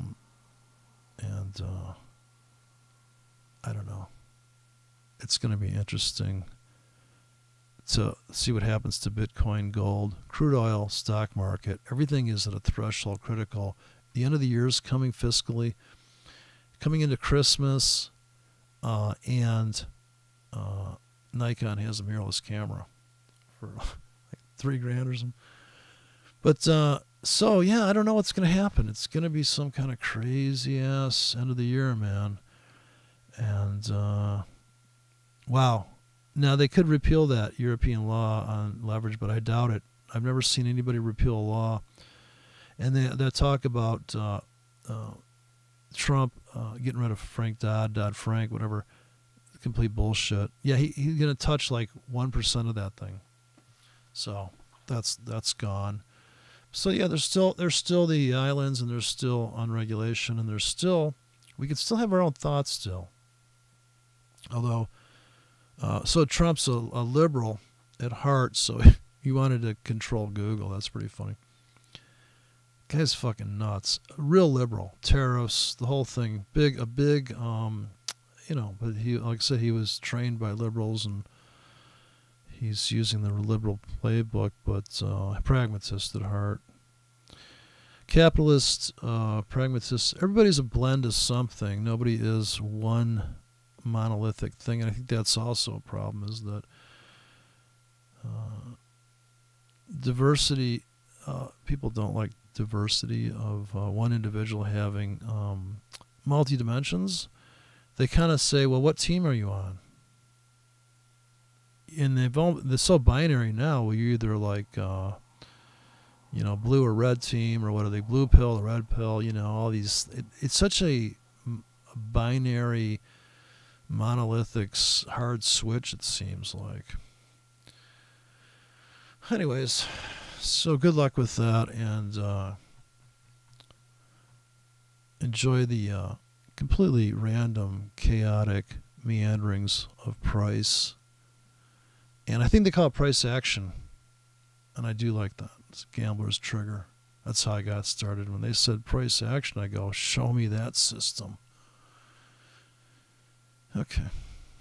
Ta-ta.